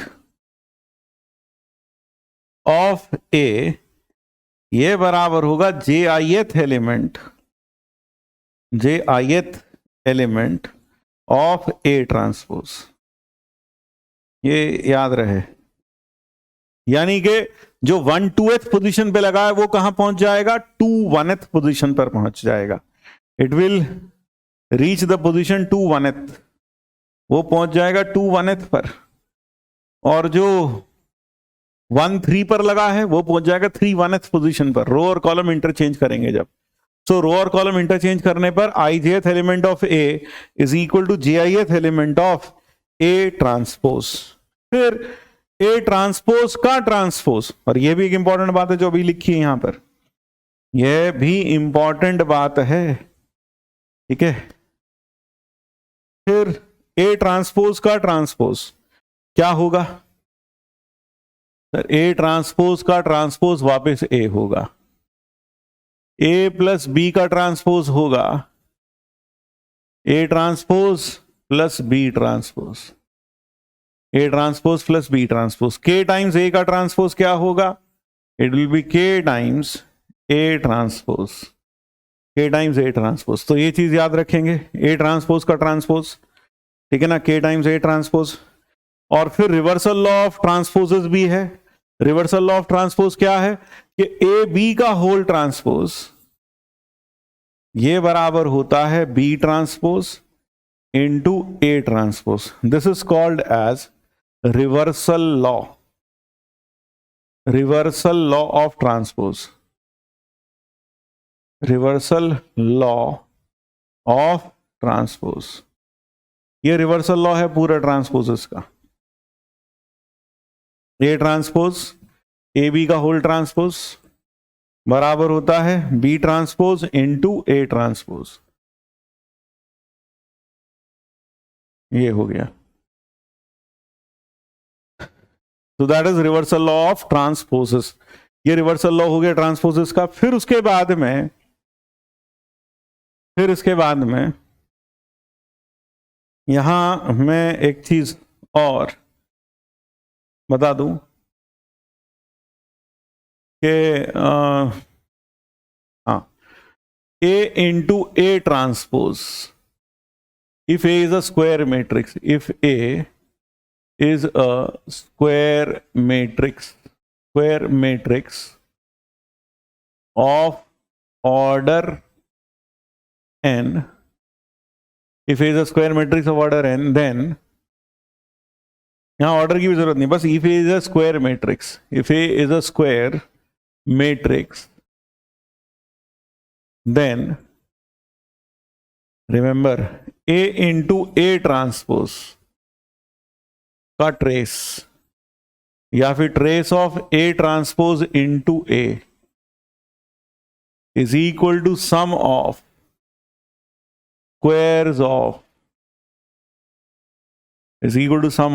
squares of all elements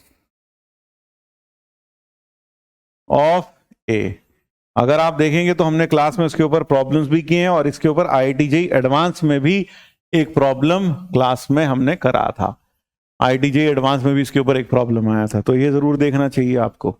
और फिर जैसे अभी तक जो हमने पढ़ा, जैसे कि हमने पढ़ा ट्रायंगुलर मैट्रिक्स में minimum number of zeros, maximum number of zeros, उसके ऊपर भी एक प्रॉब्लम कराया था, L + M = P + 2n। वो प्रॉब्लम जरूर करके देखिएगा, इस तरह से चैप्टर अच्छे से रिवाइज हो जाएगा। ठीक है, तो ये हमने आपको बता दिया कि दो मैट्रिक्स। फिर आता है सिमेट्रिक और स्क्यू सिमेट्रिक मैट्रिक्स। सिमेट्रिक और स्क्यू सिमेट्रिक मैट्रिक्स क्या होती हैं कि अगर A का ट्रांसपोज वापस A ही हो जाए, if for a square matrix, पहली बात तो ध्यान रखिए स्क्वायर मैट्रिक्स के लिए ये बात है। स्क्वायर मैट्रिक्स के लिए क्यों, अभी देखना। If for a square matrix A transpose बराबर A, then A is said to be symmetric matrix. अगर रेक्टेंगुलर होती तो A ट्रांसपोज का ऑर्डर होता n क्रॉस m, इसका ऑर्डर होता m क्रॉस n, बराबर हो ही नहीं सकती थी। दो मैट्रिक्स बराबर कब होती है, जब उनके कॉरस्पॉन्डिंग एलिमेंट सेम हो, ऑर्डर सेम हो, तो हम कहते हैं दो मैट्रिक्स बराबर होती हैं। ये छोटी सी बात मैंने बताई नहीं, मुझे उम्मीद है आपको पता होगी। क्या दो मैट्रिक्स बराबर कब होती है, जब उनके ऑर्डर सेम हो और उनके कॉरस्पॉन्डिंग एलिमेंट सेम हो। तो यहां पर अगर मेरे पास A एक स्क्वायर मैट्रिक्स है, तो A ट्रांसपोज अगर A के भी बराबर हो जाए तब यह मैट्रिक्स सिमेट्रिक कहलाएगी। रेक्टेंगुलर में यह टर्म डिफाइंड ही नहीं है।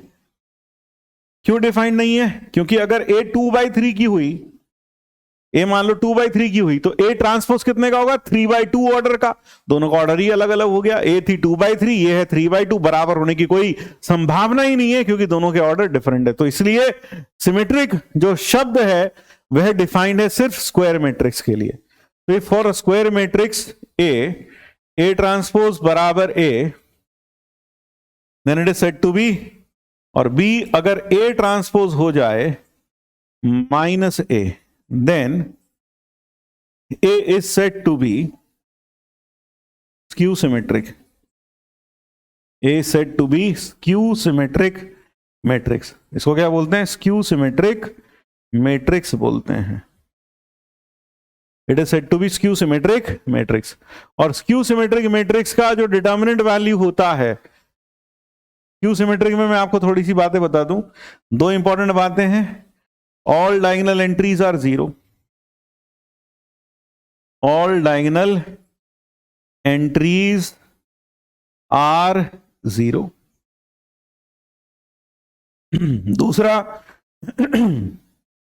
determinant value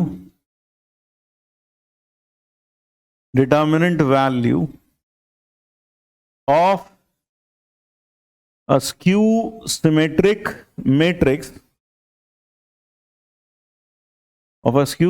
matrix of odd order is 0. तो ये बहुत इंपॉर्टेंट बातें हैं दोनों की दोनों जो हमने आपको बताई अभी, कि स्क्यू सिमेट्रिक मैट्रिक्स का जो डिटर्मिनेंट वैल्यू है ऑड ऑर्डर का, वो हमेशा 0 होता है। और दूसरा कि स्क्यू सिमेट्रिक मैट्रिक्स की जितनी भी डायगोनल एंट्रीज होती हैं वह सब 0 होती हैं। तो remember these two things. Skew symmetric matrix, अगर कोई मैट्रिक्स सिमेट्रिक भी हो और स्क्यू सिमेट्रिक भी हो तो ध्यान रखिए वो नल मैट्रिक्स होनी चाहिए। If a matrix is symmetric as well as skew symmetric, then it should be a null matrix. तो उसका नल मैट्रिक्स होना बहुत जरूरी है, तो वो नल मैट्रिक्स ही होएगी। ठीक है। फिर एवरी स्क्वायर मैट्रिक्स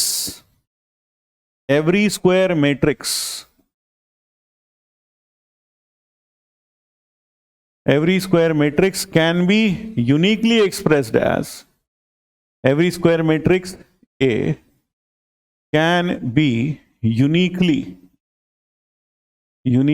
expressed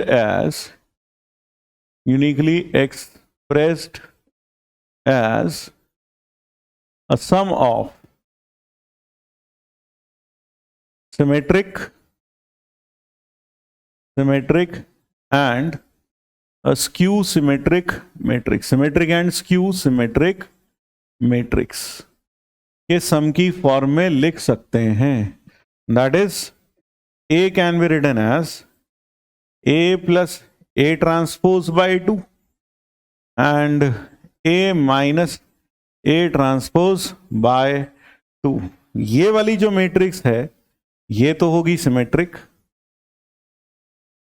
और यह वाली जो मैट्रिक्स है यह होगी स्क्यू सिमेट्रिक, ये होगी skew symmetric. So remember this, ये स्क्यू सिमेट्रिक हो जाएगी और पहले वाली हो जाएगी symmetric.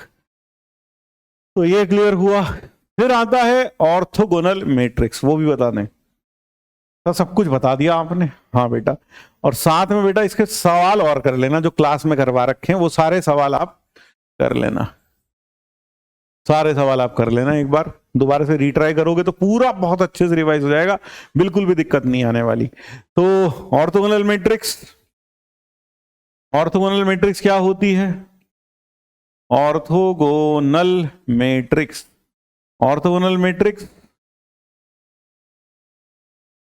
if for a square matrix, अगर किसी स्क्वायर मैट्रिक्स के लिए क्या हो जाए, if for a square matrix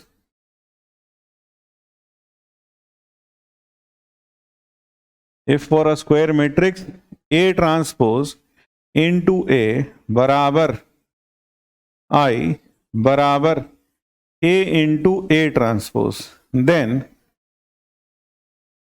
it is orthogonal. तब उस मैट्रिक्स को कहते हैं ऑर्थोगोनल, अब उस मैट्रिक्स को ऑर्थोगोनल कहते हैं। और ऑर्थोगोनल मैट्रिक्स के जितने भी रो वेक्टर्स होते हैं, रो वेक्टर्स, वो सब क्या होते हैं? यूनिट वेक्टर्स होते हैं और एक दूसरे के म्यूचुअली परपेंडिकुलर होते हैं, है ना?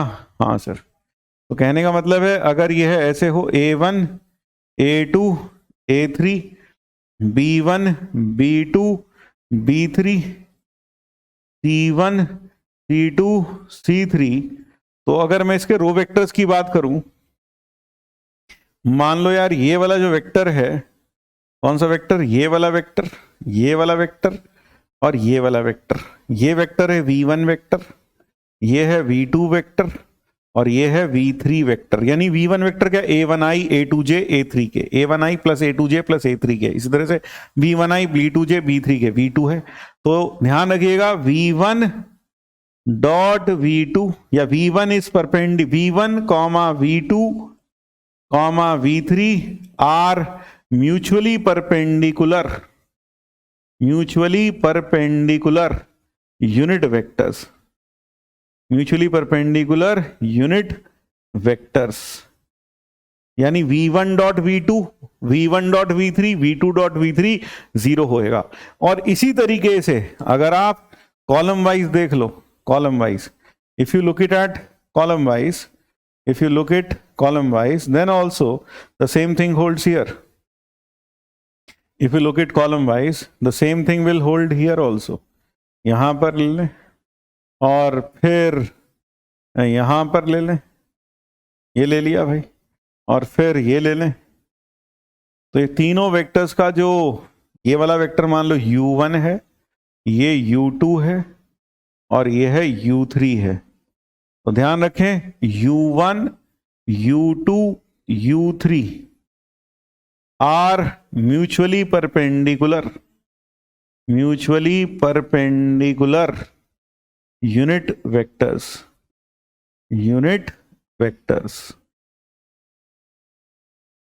यानी कि A1i B1j C1k ये U1, A2i B2j C2k ये U2, A3i B3j C3k ये U3। ठीक है, तो अगर यह बराबर है इस तरह से तो ये चीज ध्यान रखिएगा।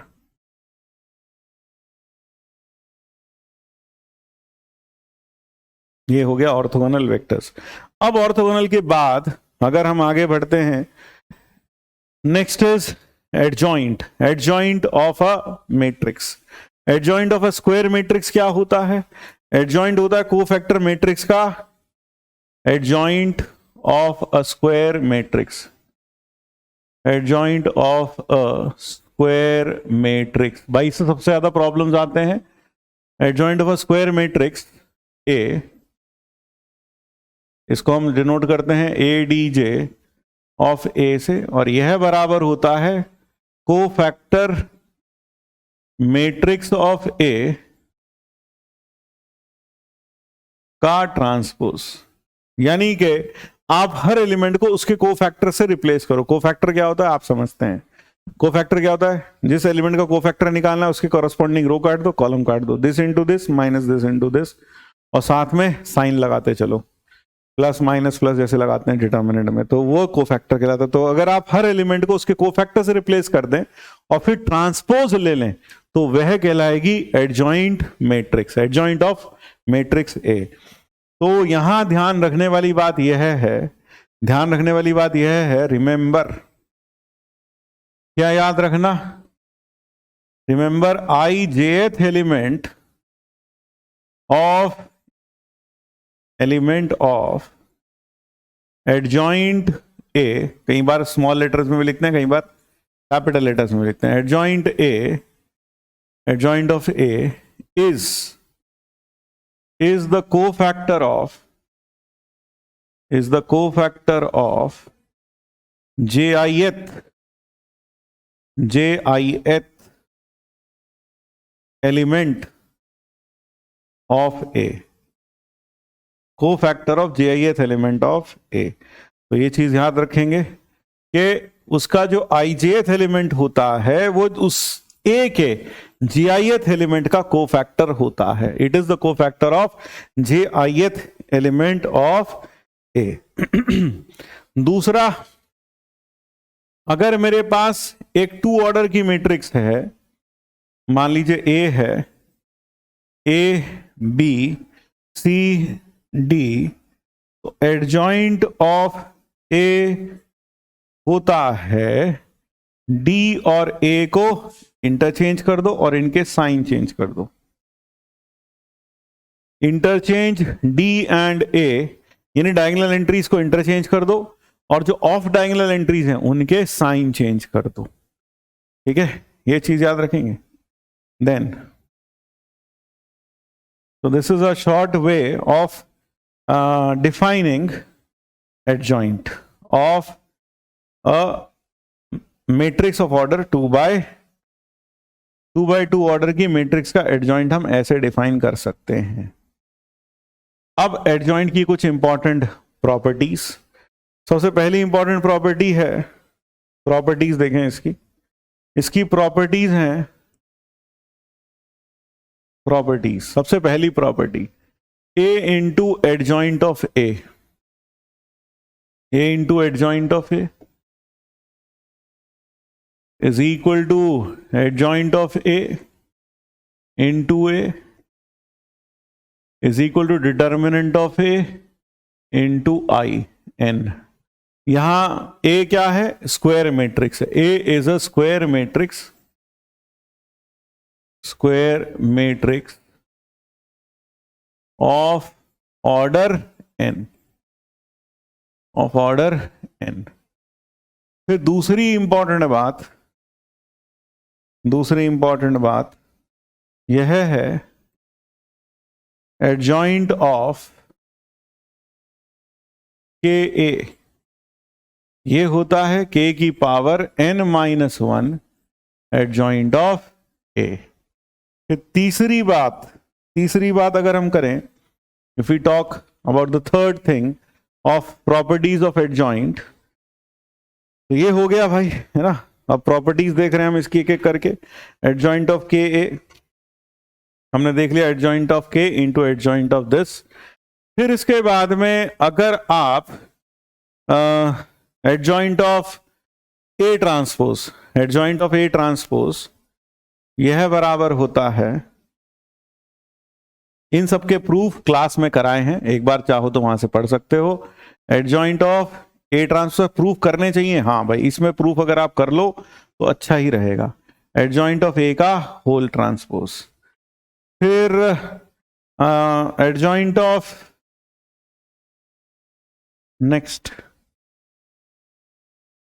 एडजॉइंट ऑफ ए बी, ये बराबर होता है एडजॉइंट बी इंटू एडजॉइंट ए।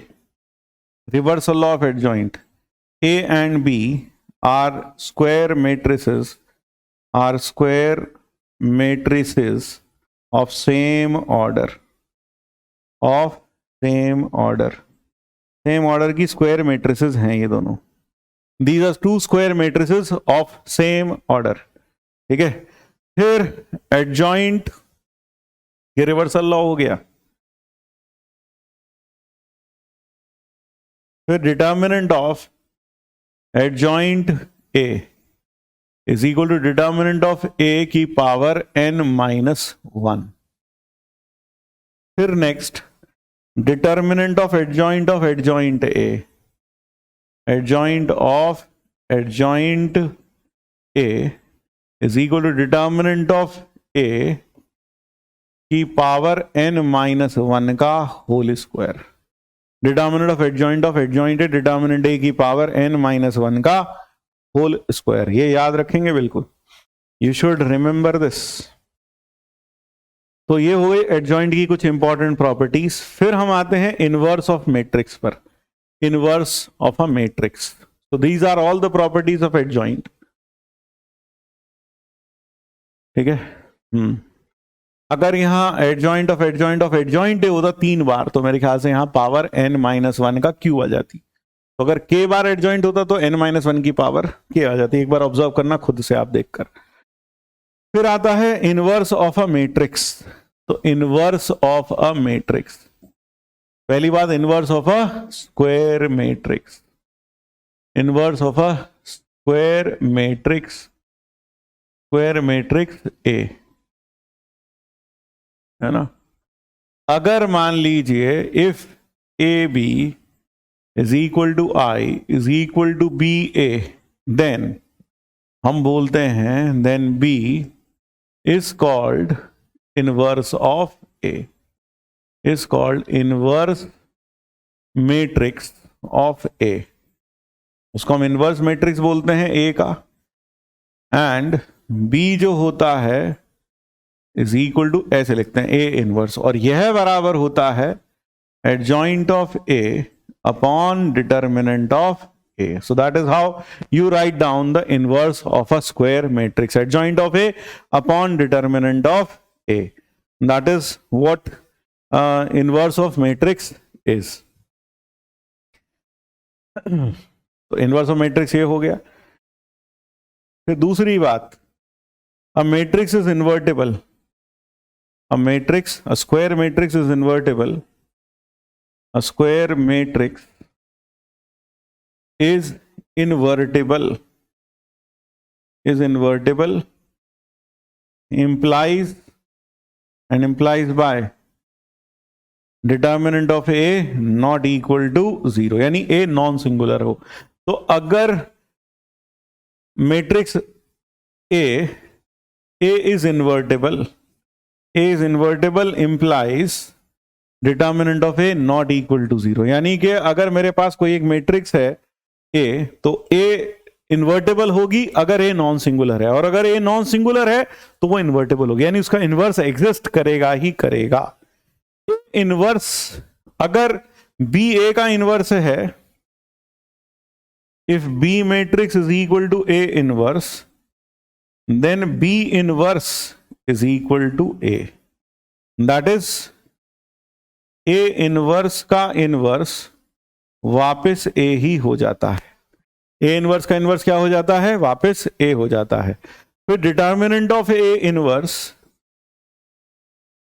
यह बराबर होता है 1 अपॉन डिटर्मिनेंट ऑफ ए। फिर ए इनवर्स का ट्रांसपोज, ये हो जाता है ए ट्रांसपोज का इनवर्स, ए ट्रांसपोज का इनवर्स।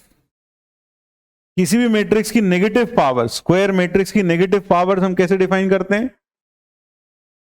किसी भी स्क्वायर मैट्रिक्स की नेगेटिव पावर्स हम ऐसे डिफाइन करते हैं, ए की पावर माइनस एन, जहां एन कोई नेचुरल नंबर है, it is defined as A inverse की पावर एन। तो अब यहां से हम लॉ ऑफ एक्सपोनेंट्स भी कह सकते हैं, ए एम प्लस एन, ए की पावर एम इंटू ए की पावर एन, ये बराबर होता है ए की पावर एम प्लस एन। अगर ये इन्वर्टेबल मैट्रिक्स है तो फिर ये तो हर इंटीजर के लिए होल्ड करेगा, लेकिन अगर इन्वर्टेबल नहीं है तो ये स्क्वायर मैट्रिक्स के लिए होल्ड करेगा। यहां पर m comma n belong to natural number. लेकिन अगर ये इन्वर्टेबल है तो फिर n इंटीजर भी हो सकता है, नेगेटिव भी हो सकता है ना। If a is invertible, if a is invertible, then a की पावर m प्लस a की पावर m इंटू a की पावर n, यह बराबर हो जाएगा a की power m plus n, m और n जहां पर इंटीजर हो, पॉजिटिव नेगेटिव चलेगा सब, ठीक है, ये तब चल जाएगा अगर इन्वर्टेबल हैं तो। फिर रिवर्सल लॉ भी है भाई, reversal law of inverse. Reversal law of inverse क्या कहलाता है, क्या कहता है भाई? सबसे ज्यादा जो प्रॉपर्टीज एडजॉइंट की थी ना, बहुत क्वेश्चंस आते हैं उसके ऊपर, तो ये चीज ध्यान रखिएगा, तो उसको अच्छे से करिएगा और क्लास में जो बता रखा है वो एक बार देखिएगा जरूर से। फिर इसके बाद में ए बी का होल इनवर्स, ये बराबर होता है B inverse into A inverse, that is inverse of A B. A B का इनवर्स ये होता है, ठीक है। हाँ, अब अगर मान लो, अब एक और इंपॉर्टेंट बात कि अगर ए और बी का प्रोडक्ट नल मैट्रिक्स है, अगर ए और बी का प्रोडक्ट क्या है, नल मैट्रिक्स है, if A into B is null matrix, if A B is equal to null matrix where A and B दोनों क्या हैं, स्क्वायर मैट्रिसेस हैं, square matrices of same order, square matrices of same order, और फिर A is non singular, comma A is non singular. If A and A is non-singular, then पक्का B null matrix होएगी, then B is equal to 0। क्यों? अगर आप दोनों side A inverse से multiply करते हैं तो A inverse into A B, ऐसा क्यों होगा? ये क्लास में बता रखा है, फिर भी बता देता हूं, A इनवर्स बराबर ए बी बराबर A inverse into null matrix. Matrix multiplication associative होता है, इसको ऐसा लिखोगे इज इक्वल टू नल, तो ये आ गया B is equal to null matrix. तो अगर A into B zero matrix है तो हमने बताया था हम ये नहीं कह सकते कि ए जीरो होगा या बी जीरो होगा, लेकिन हां अगर ए नॉन सिंगुलर है तो पक्का बी जीरो होगा, और इसी तरह से अगर बी नॉन सिंगुलर है तो पक्का ए जीरो होगा, ठीक है ना। हाँ ठीक, तो ये नल मैट्रिक्स होगी, ये बात क्लियर हो गई। तो ये बहुत इंपॉर्टेंट बात है, ये चीज याद रखें। सो this is an important point to note. फिर आइडम्पोटेंट मैट्रिक्स का इनवर्स कौन होगा? इनवॉल्यूटरी मैट्रिक्स का A square is equal to I, तब ए इनवर्स बराबर ए ही हो जाएगा। Involutory matrix is self inverse. Orthogonal matrix A transpose into A बराबर आई बराबर A transpose into A transpose. तो ऑर्थोगोनल मैट्रिक्स का इनवर्स कौन होगा? A transpose. ए ट्रांसपोज यानी ऑर्थोगोनल मैट्रिक्स का इनवर्स उसका ट्रांसपोज होता है, इनवॉल्यूटरी मैट्रिक्स का इनवर्स वह खुद होती है, ये याद रहे। फिर आता है एक और छोटी सी बातें वो छोटी सी बात यह है कि कैरेक्टरिस्टिक इक्वेशन और केले Hamilton theorem, last topic, and that is all for this lecture. तो केले Hamilton theorem,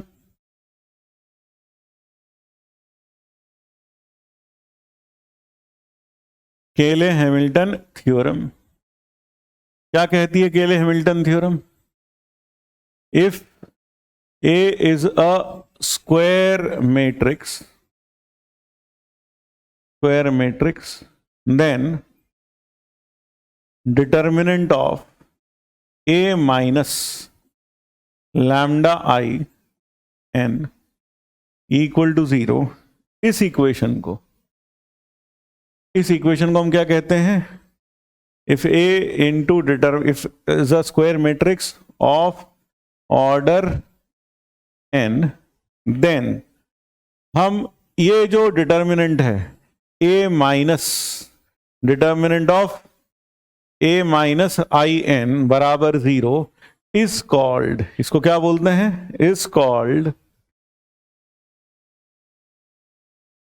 called characteristic equation of a, characteristic equation of A, इसको कैरेक्टरिस्टिक इक्वेशन ऑफ ए बोलते हैं। ठीक है, बाय CH थ्योरम, या CH theorem states that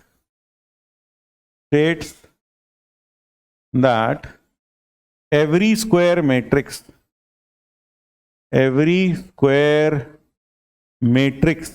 satisfies its characteristic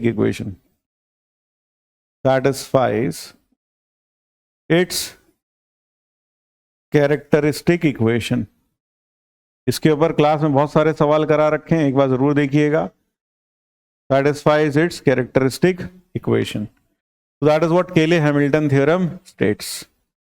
तो ये ध्यान रखें, इंपॉर्टेंट थ्योरम है, हालांकि जेई के सिलेबस में नहीं है लेकिन सवाल आ जाते हैं इसके ऊपर। तो ये कहता है एवरी स्क्वायर मैट्रिक्स अपनी कैरेक्टरिस्टिक इक्वेशन को सेटिस्फाई करता है।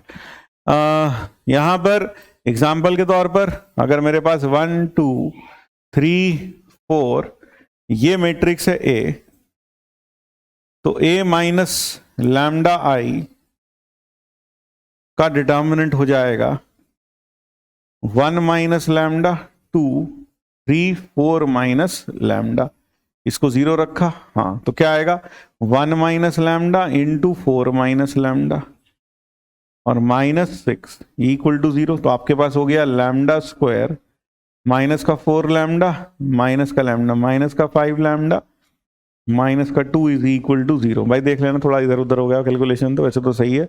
लैम्डा स्क्वायर और माइनस का 4 लैम्डा माइनस का 5 लैम्डा प्लस का 4, ठीक है, ये आ गया।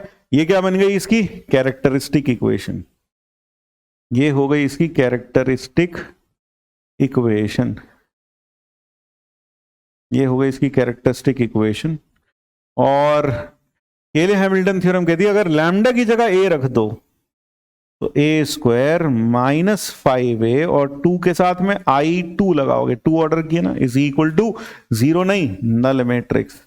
तो केले हैमिल्टन थ्योरम ये कहेगी कि भाई लैम्डा की जगह उठा के ए रख दो, तो ये जो मैट्रिक्स आएगी सॉल्व करने पर नल मैट्रिक्स आएगी। बाय CH थ्योरम, केले Hamilton theorem, you will have every square matrix satisfies its characteristic equation, ठीक है ना। और फिर हमने वहां पर 2 ऑर्डर की मैट्रिक्स के बारे में, 3 ऑर्डर की मैट्रिक्स के बारे में सब बता रखा है। एक बार आप क्लास में जाकर जरूर से पढ़ें कि अगर 3 ऑर्डर की मैट्रिक्स है तो उसमें क्या होगा, है ना।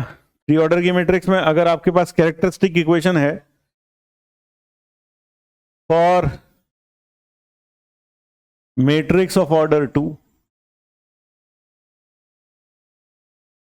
ऑर्डर 2,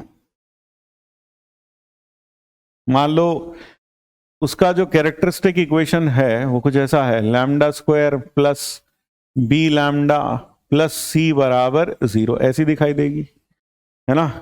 तो जो सी होगा of order 2 for a characteristic equation of order 2 for a matrix, ऐसे लिखते हैं इसको, for a matrix A of order 2. For a matrix A of order 2, तो जो C होगा प्रोडक्ट ऑफ रूट्स वह बराबर होता है डिटर्मिनेंट ऑफ A के। प्रोडक्ट ऑफ रूट्स बराबर होता है C, प्रोडक्ट ऑफ रूट्स बराबर A, डिटर्मिनेंट ऑफ A। और जो B होता है B, sum of roots minus B, ये तो हो गया product of roots of characteristic equation.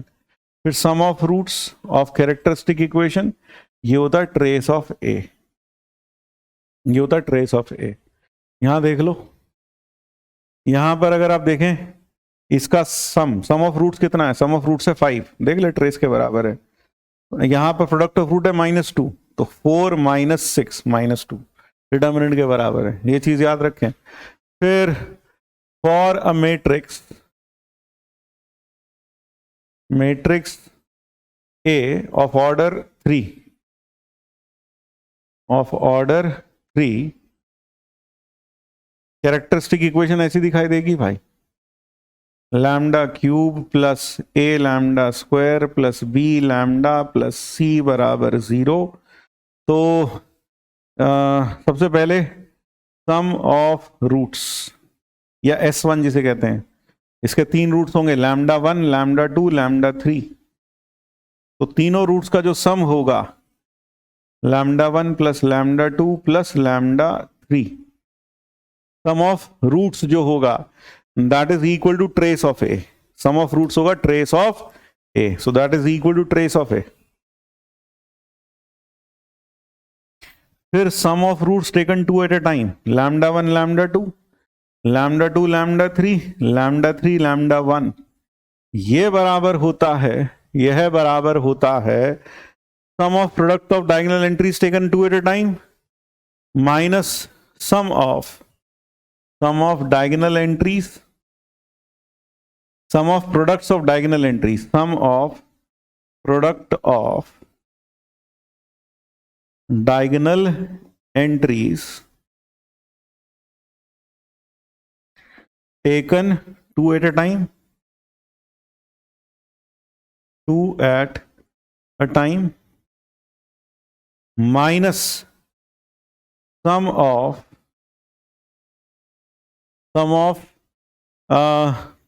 all possible pairs of products of conjugate elements, sum of product of pair of conjugate elements,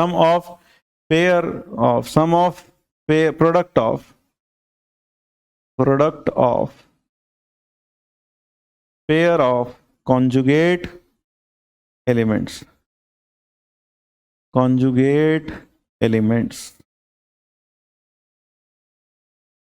कहने का मतलब है कॉन्जुगेट एलिमेंट्स क्या होता है, ये देखो A1 B1 C1 A2 B2 C2 A3 B3 C3। Conjugate elements कौन से कहलाते हैं, ये दोनों, कौन सा, ये और ये कॉन्जुगेट है। फिर A3 के साथ ये कॉन्जुगेट है, इसके साथ ये कॉन्जुगेट है।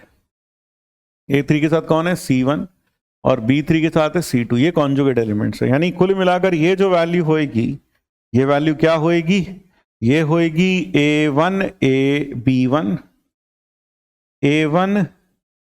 A1 B2, यानी डायगोनल एंट्रीज का product taken 2 at a time. दो का प्रोडक्ट कितने बनेंगे, 3 बनेंगे, A1 B2 plus B2 C3 plus A1 C3, ये हो गया, और minus sum of product of conjugate elements A1 B2 नहीं A2 B1, फिर प्लस A3 C1, फिर प्लस B3 C2, ये हो जाएगा। And last but not the least S3, which is product of all the roots of this equation, that is equal to determinant of A, ये बराबर होता है determinant of ए के। इसके ऊपर बेस क्लास में खूब सारे प्रॉब्लम्स किए हैं, वो सारे के सारे प्रॉब्लम्स आप जरूर करके देखिएगा, ठीक है। फिर इसके बाद में last, Gauss Jordan method, Gauss Jordan method, solution of linear equations a1x b1y c1z बराबर d1, a2x plus b2y plus c2z बराबर d2, a3x plus b3y plus c3z बराबर d3। तो इस सिस्टम को लिख सकते हैं a into X is equal to b, जहां a मैट्रिक्स क्या है, कोफिशिएंट मैट्रिक्स है, a1 b1 c1, a2 b2 c2, a3 b3 c3, और x है variable matrix x y z, और b है constant matrix d1 d2 d3। तो ये ध्यान रहे, this is a, this is x and this is b। तो x की वैल्यू होगी x बराबर a इनवर्स b। ये कब, if a is non singular, a is non singular. अगर a कैसी हो, नॉन सिंगुलर हो, तो x बराबर a इनवर्स b इस केस में आएगा यूनिक सॉल्यूशन। a की वैल्यू मिलेगी, x की एक वैल्यू, y की एक, और z की एक सेट ऑफ वैल्यूज मिलेगी x y z की। ठीक है, तो ये कब हुआ, ये हुआ कब, जब a नॉन सिंगुलर हो। तो a अगर नॉन सिंगुलर है, अब आपको यहां पर सॉल्यूशन मिलेगा, और वो भी कैसा सॉल्यूशन मिलेगा, यूनिक सॉल्यूशन मिलेगा, है ना। कैसा सॉल्यूशन मिलेगा, unique solution. You will get a unique solution in this case. So if a is non singular then ये पहला पॉइंट। दूसरा पॉइंट, अगर a सिंगुलर हो, सिंगुलर मतलब डिटर्मिनेंट a 0 हो, that is determinant of a बराबर 0 हो, तब आप क्या करें, फाइंड a, क्या करें, then find a into adjoint of b, a into adjoint b। दो बातें होंगी, if a into adjoint b बराबर null matrix, infinitely many solution, and if a into adjoint b is not equal to null matrix, then no solution, तब उस case में कोई solution नहीं आता। तो दैट इज द कंप्लीट, कहना चाहिए, माइंड मैप ऑफ मैट्रिसेस। यानी कि हमने आज पूरी की पूरी मैट्रिक्स का एक अच्छा सा माइंड मैप कर लिया। पूरा का पूरा मैट्रिक्स मैंने आपको बहुत अच्छे से रिवाइज करा दिया है। मुझे उम्मीद है यह लेक्चर आपको बहुत अच्छा लगा होगा। पूरी की पूरी मैट्रिक्स आपने इसके थ्रू रिवाइज कर ली होगी। नीचे कमेंट बॉक्स में जरूर अपने प्यारे प्यारे जो कमेंट्स हैं वो जरूर छोड़िएगा। They are really inspiring for me and they help me to do better the next time. तो मिलते हैं अगले चैप्टर के माइंड मैप में। तब तक के लिए जय श्री कृष्ण, राधे राधे।